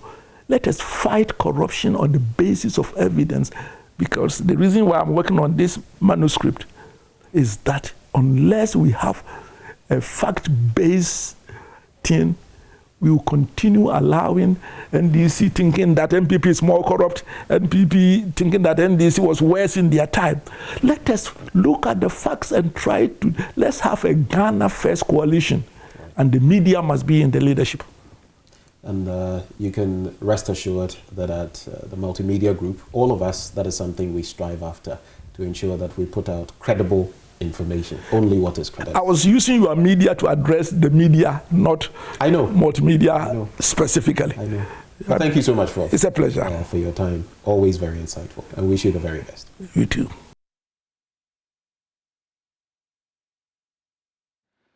And that has been our interaction with Emeritus Professor Stephen Adey. Hopefully you picked a number of things from in there. So he was talking about corruption, our education, and that bit about two bad tribes, the MPP and the NDC. Well, those are his words, maybe things we have to remedy.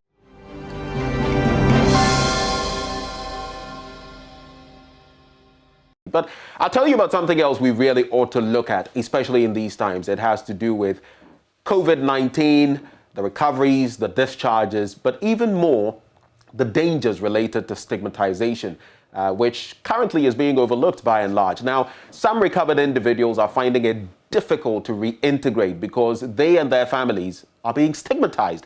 to the extent that traders are not able to go back to the market to continue their business or even make purchases for their households, as children are also isolated. If not dealt with, people will hide their condition with the risk of not seeking help, which endangers their lives and rapidly infects more people unwittingly. And that's a grave concern. Now, joining us this morning, we have two people who are going to be walking us through what exactly the dynamics are, what they've noticed, what we should be looking at as a country, and how to get out of this. Dr. Kojo Essel is a medical doctor at Health Essentials. Dr. Essel, a very good morning to you. Thank you. Good morning. Also joining the conversation, Edwin Boache is a clinical psychologist. Of course, a lot to talk about in that area as well. Mr. Boache, a very good morning to you. Good morning. Right, so as we delve into it, we're also going to be talking about someone's real lived experiences. Yes. You know, someone who has been there, done that. I recall at the start of this, a few people came out saying we're being stigmatized. We said a lot about it, and then at a point in time, it just tapered off. Yes. But a lot of people are still going through that. And suffering. Doc, what have you noticed that even got, you know, all of this together with WaterAid Ghana and all of that? What is it that you noticed out there? Okay, so this was actually started by WaterAid Ghana. So they had done, you know, they deal with the markets and lorry stations a lot when it comes to hygiene. So they had realized that many people were unable to come back to work. You know, the traders were not allowing them back to sell their wares. And even their family members were prevented from coming to the market. Nobody wanted to come to you. So they had done this rapid study, which showed that yes, people were afraid and people had so much information, many of them misconceptions, and so they were scared of having them back, thinking that they would be infected. So big things that came up, you know, people were not willing to declare what was wrong with them, which means they were hiding away. They were hiding. And other things were because they had were not able to apply their trade. What it meant was poverty started coming in. They couldn't afford basic things, and that even leads to malnutrition, which means the whole family is now even at risk of more conditions or more illnesses or diseases. We also found that because they are not getting into their regular spaces, nobody wants to come close to you, they felt isolated. That's a great area for, and there were mental health challenges developing. So you meet with them and people are very, very hurt. They think that they were not treated fairly. These are the very people I was dealing with in the market before I got COVID. Exactly. Now these people are shunning me. They don't even want to have anything to do with me. And the anger was not just directed at their counterparts, but also to the government and Ghana Health Service. Why? They felt that the way they were taken out of the market, for instance, when they were, we thought that they had COVID, was not fair. And so because of the, what would I say, the circumstances around which they left the market, and then later, maybe 3 weeks, 4 weeks, were trying to come back, it was done publicly, which made more eyes, you know, measure them. So there's a lot of anger, there's a lot of hate. They feel isolated, and then worst of all, they are not getting the basic things they need. Mr. Boache, now from the psychological standpoint, I mean, you would know better. What sort of processes go on with these people on the psychological level? How does this leave them, this stigmatization? All right, so basically when we look at cordiality and relationship, you know, today we are here talking, the next day you're shunning away from me because of the nature with which I was escorted from the market, like he was saying. Sirens and ambulances, especially in the early days. And then when they are coming, they are not coming announced like they were taken away. Now, it gives them the impression that, indeed, people are looking down on them. People don't even want to associate with them. So even when someone is trying to be nice, sometimes they may think that, oh, he just wants to listen and go and tell the others. And so, like he said, the anger is not only related to the people, but the general system, if I should put it. When it happens like this, individuals, and it's so normal with all of us, we are scared of the future, the fear of the unknown. What if it happens to me again? Who is coming to purchase from me? How am I going to sustain relationship? And so when people are isolated, when people are discriminated against, it hurts themselves, it affects their self-esteem. They feel less of human. And so for someone who has had COVID and recovered, for them they may think that forever in their lives, they are not going to be the same as they were. Let's assume someone is selling in Makola Market. They usually have specific places where they sell. If you're selling cloth, you are in a particular zone and all of that, and you have a specific spot. You're going to be there for practically years, decades. And so everyone can identify that as a senior, and you have to go through that. So it's not just the economic impact you're going to face, but how severe is this mental impact, would you say? From the experiences, people who have shared stories with you, how bad is it? So, well, I mean, if you ask me how bad, I would say very bad. On a scale of 1 to 10? I could say 9. And 9? That's just being scientific. Because, I mean, I'm giving margin for errors. Now, this is because, like you rightly said, they are on the same spots, identified. You know, when someone is selling food and she's identified as a very good, maybe the wache is very, it tastes good. Everyone goes there. There could be so many other watch sellers, but the concentration is on this person. This is the case where the person has been picked out and selected as having a problem, having a sickness that is very contagious, that can cause trouble to all of us. And the point is, like I said, there is no medical person who has come to them to tell them, hey, this person is fully recovered. There is nothing wrong again. And so, yes, indeed, they wouldn't even associate. And like I said, I mean, in your mind, when you think that this is going on behind you, it can affect your self-esteem, as I said. It could cause you stress, anxiety, depression, and interestingly, post-traumatic stress disorder. That is when some trauma has happened to you. And then after that, so let's say 6 months after, a year after, beyond, you still are having some symptoms or some feelings that you were having in the immediate, just like a robbery attack, and you're panicking. And then 6 years on, 6 months on, you're still panicking like the way it happened immediately. So for some people, it happens in like manner with them. Yes, exactly so. Wow. You remember even the lady we met who is even suicidal. She feels that I better end it all so that I'm free. You know, it can get that. Yes, it can get that. How old is this lady? 50-something, 50s. 50-something. Yes. And she wanted to end her life because of COVID-19 stigmatization. Exactly. Because now she says she goes to now after a long time, she's been able to go back into the market, but nobody buys from her. Wow. Yeah, we're not getting. Wow. So we're still working on this. So, Edwin. About how many people are we talking of that you've engaged? Can you give us a fair idea?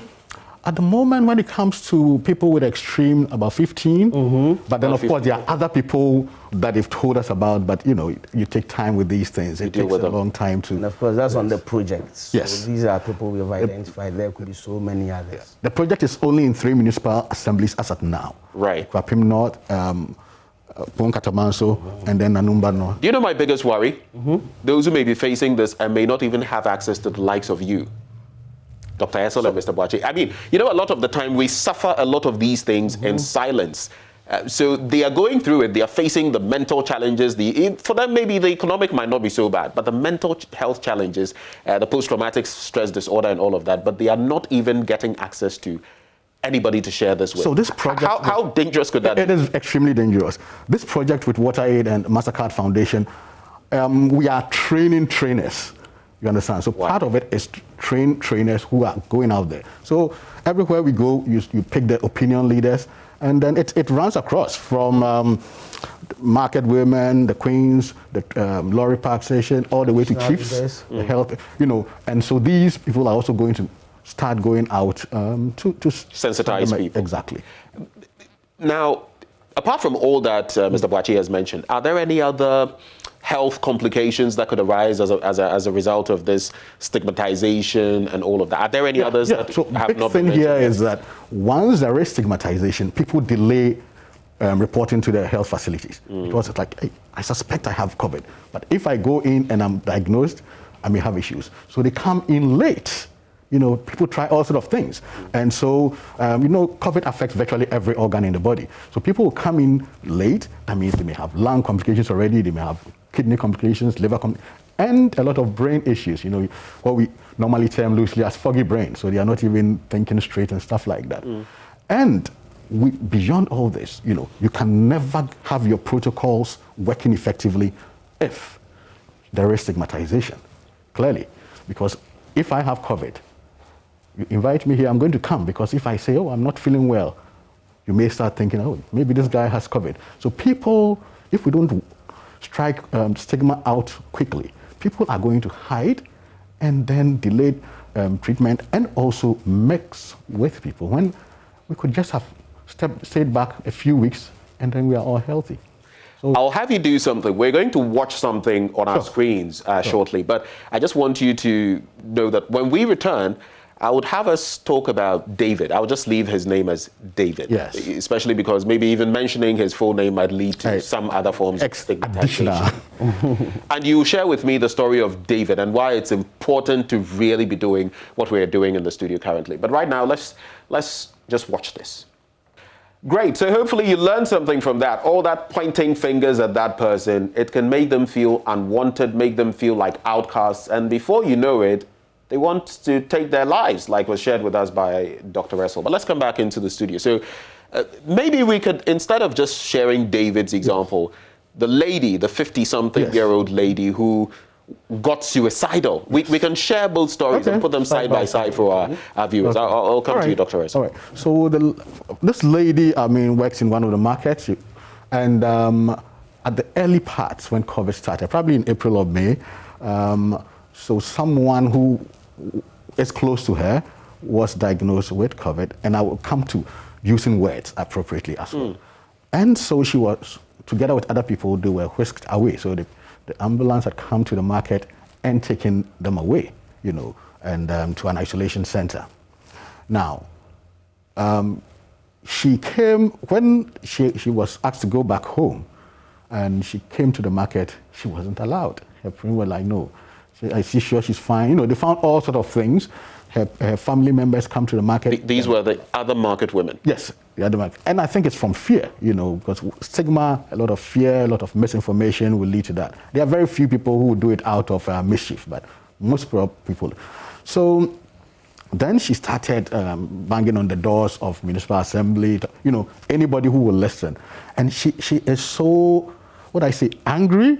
What she's trying to say is that, what if she hadn't availed herself? Would all this have come? And so now her friends are shunning her. She says that nobody buys from her when she goes to the market. And even now? The last time we went to the market with her, that was about 2 months ago, right? 2 months ago. Yeah. Because there's been practically a year of COVID. Shows it. So people are still afraid. And as much as possible, that's why we are telling them that, look, this person has recovered. The person is only coming back because she is safe. Nobody is going to bring her in because she's not safe. But I think still we are not there yet. People are still afraid that, hey, this person has had it before. Maybe she has it again. So what she's saying is that she's lost so much money and she thinks that she should be compensated for the money lost, because her words. Does she have an idea? Could she quantify how much she lost? Yes. It was quite huge. I don't know if. Can you share with us? Would I remember that? But was she taking something in the region of 5,000? Which I really doubted, because I'm not her area where she sells. I didn't see that big space that but she sells perishables, so. Okay. Maybe. So she says she's lost the equivalent of about 5,000 CDs over this period of not doing business. Yes. And you know that most of them, the markups are very small. So anything like that, it's a huge thing. It's huge. Wow. Let's look at the story of David. What's his story? Okay. So this young man has a fair idea what COVID is, has learned the signs and symptoms, and had experienced some magnificent symptoms. To him, these were clear symptoms of COVID. And so he had lost taste, he had lost a sense of smell. He goes to test. And whilst awaiting the results, he had some drinks with friends who they had been doing this for a while. They observe all social distance protocols, all the protocols. And then along the line, he brings it up that indeed I've been having these symptoms, so Charlie, this thing is real, or the way I was feeling could be. Then in a matter of 30 seconds, all the friends had vanished. Everybody excused themselves. They left where they were, all drinking. I tell you. Oh, Charlie, really, I need to go somewhere.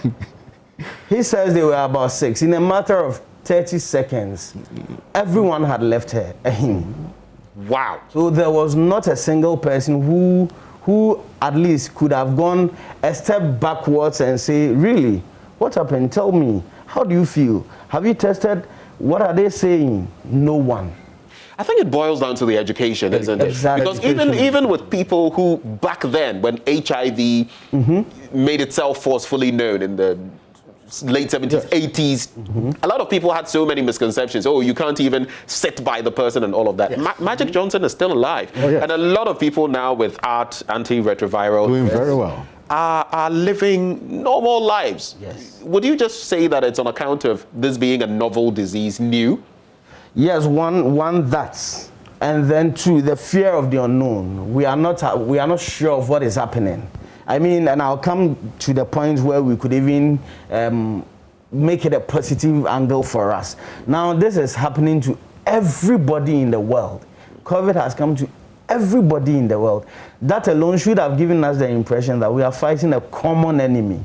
And so education is a very strong point, because they are not sure. And of course, I wouldn't blame the not educating them on maybe government so much, because in the first place, it is new not only to the layperson, but it is also new to the medical profession. Right. And so everyone is struggling. We're still learning about the disease. To learn and quickly adjust and then make information available. In the meantime, when information is not available, the people still want and need to know. So they come questioning, they think and they speculate. And when the speculation is out of fear, all of these will be wrong. But to be realistic, people have called out maybe institutions, and I'm going to mention them, the NCC, among others, for not doing enough. The information ministry was out there practically every week or 2. Mr. President was on our television screens. But do you feel we've done enough? Because looking at our literacy rate, looking at penetration when it comes to information and all of that, it is mostly government that you would expect to be able to disseminate information to the grassroots. Fail to do that, and someone in some, back area, some rural area might really misunderstand things, and this stigmatization. Look, we're talking about it here. I'm sure in the rural areas it could be worse, far worse. So where would you say, do you think we've done enough by way of education? I wouldn't say enough, but we have done well. Now, we've done well in the sense that everyone has come on board. The media houses, you have done marvelously well. You didn't wait for the government to even come and say, do this.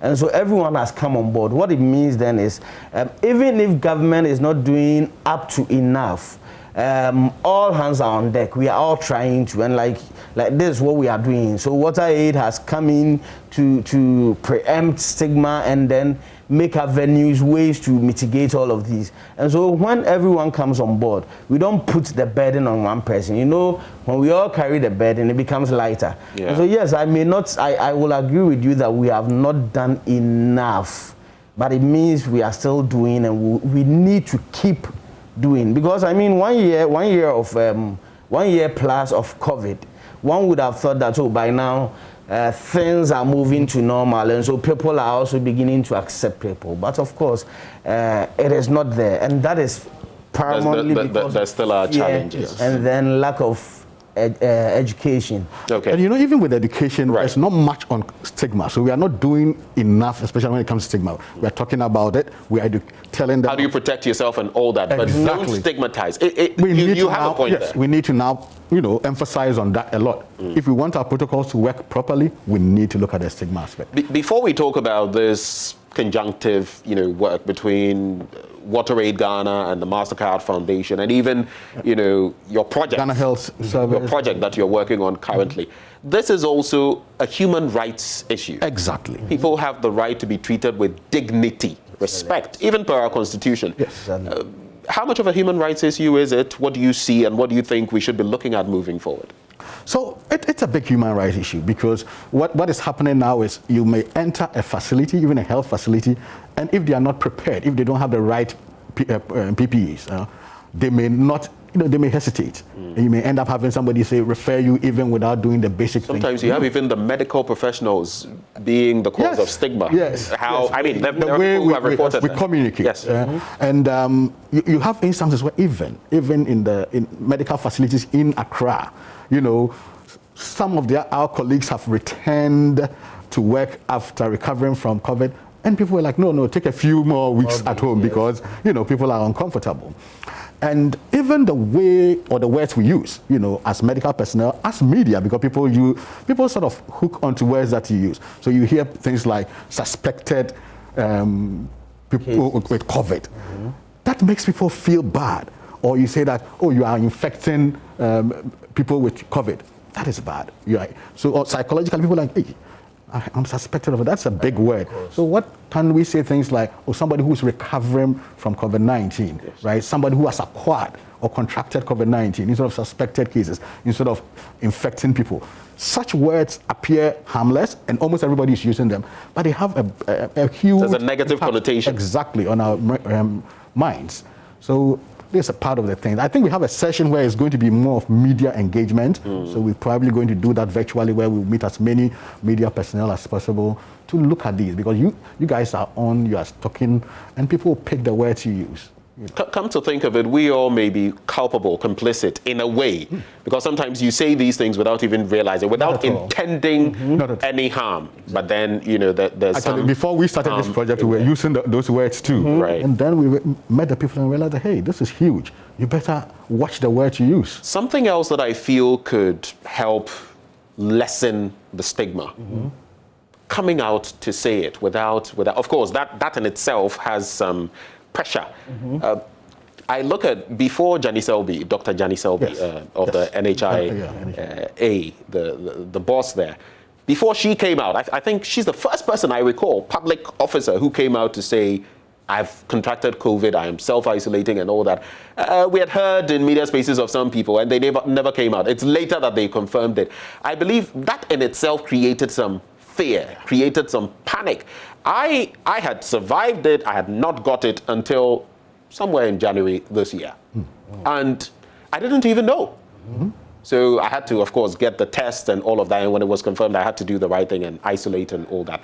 But later, I felt it was my responsibility to let people know, and not just be one of those people who, I got it, I've survived it. Okay, pretend I never got it. Yes. I mentioned it. I've kept mentioning it and letting people know that even in my case, I had malaria, I had typhoid, I had COVID at the same time.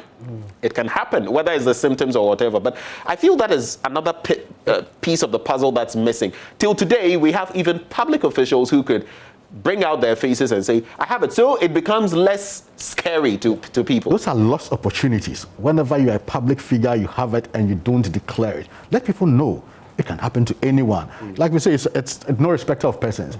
Let people know that it's happened to me, I'm getting treatment and I'm well, or I've recovered now. Yes, it's important, and we should encourage more people to do that over and over. Now you have this project, and I'll come to you, Mr. Boakye. You have this project and the title, Safety of Markets and Preempting Stigmatization of COVID-19 Survivors, an Integrated Hygiene Behavior Change Campaign. It's quite a mouthful, SHBCC. Tell us a bit about the project. Tell us what exactly you hope to achieve with the project. All right, so I'll take this. Yeah. So this is a project with the WaterAid and MasterCard Foundation, and it's all based on the fact that WaterAid had realized that there were problems in the market. They do a lot of these hygiene things, so they pushed a lot with when it comes to their protocols, hand washing, stuff like that.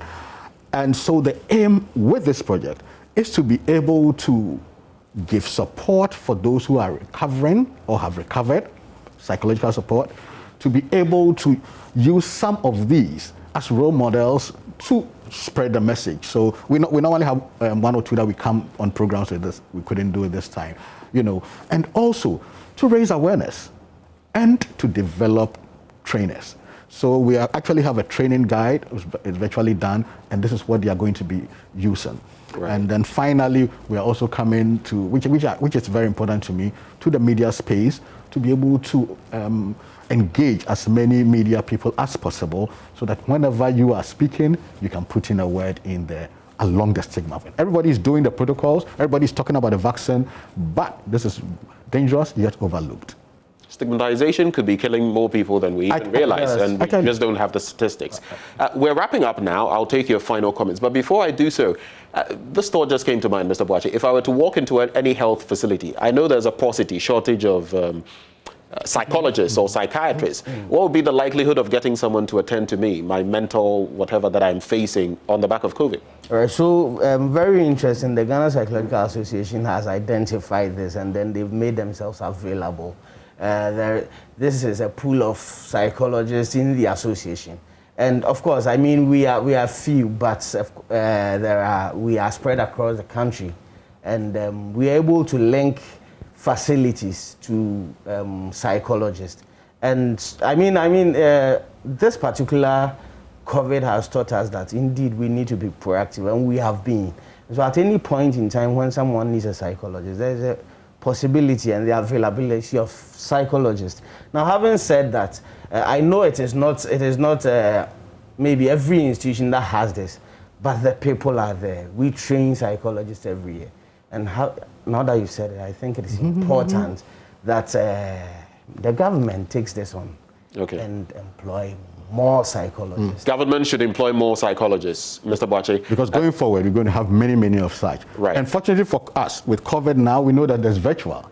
So many times we refer people to the psychologist, and they don't have to see them, You can go virtual with your psychologist. Exactly. So they're doing a lot of that, and get and that saves time. 30 seconds each with your wrap-up comments. What do you want to leave Ghanaians and all those watching us this morning with? What's your final message? 30 seconds each. All right. So I say protocols can never work adequately if there is stigmatization. So let's clamp down on stigmatization. That's extremely important. I'll still say this on stigmatization. Like he has said, indeed, if I don't come out to tell you, it is because of the fear that you will look down on me, you will stigmatize, you will point fingers. And so let us dissipate and diffuse that. Let's join and show love. Even though we are not sitting close to each other, we are not engaging in activities, we can do all of these virtual. Well, Dr. Russell, Mr. Boakye, we're very grateful for your time. I've learned a lot. I don't know about the rest of you out there, but hopefully you've learned a thing or two too. But one major thing we want to leave you with: don't stigmatize. What you wouldn't want the other person to do to you, don't do to that person, is the golden rule. When we return, there's a lot more. Have you heard about that artiste, Photocopy? Yeah, my colleague Maxwell Agbagba has more in that respect. But joining us for this conversation, Edwin Boakye, clinical psychologist, Dr. Kojo Essel, medical doctor, health essentials. We'll be back.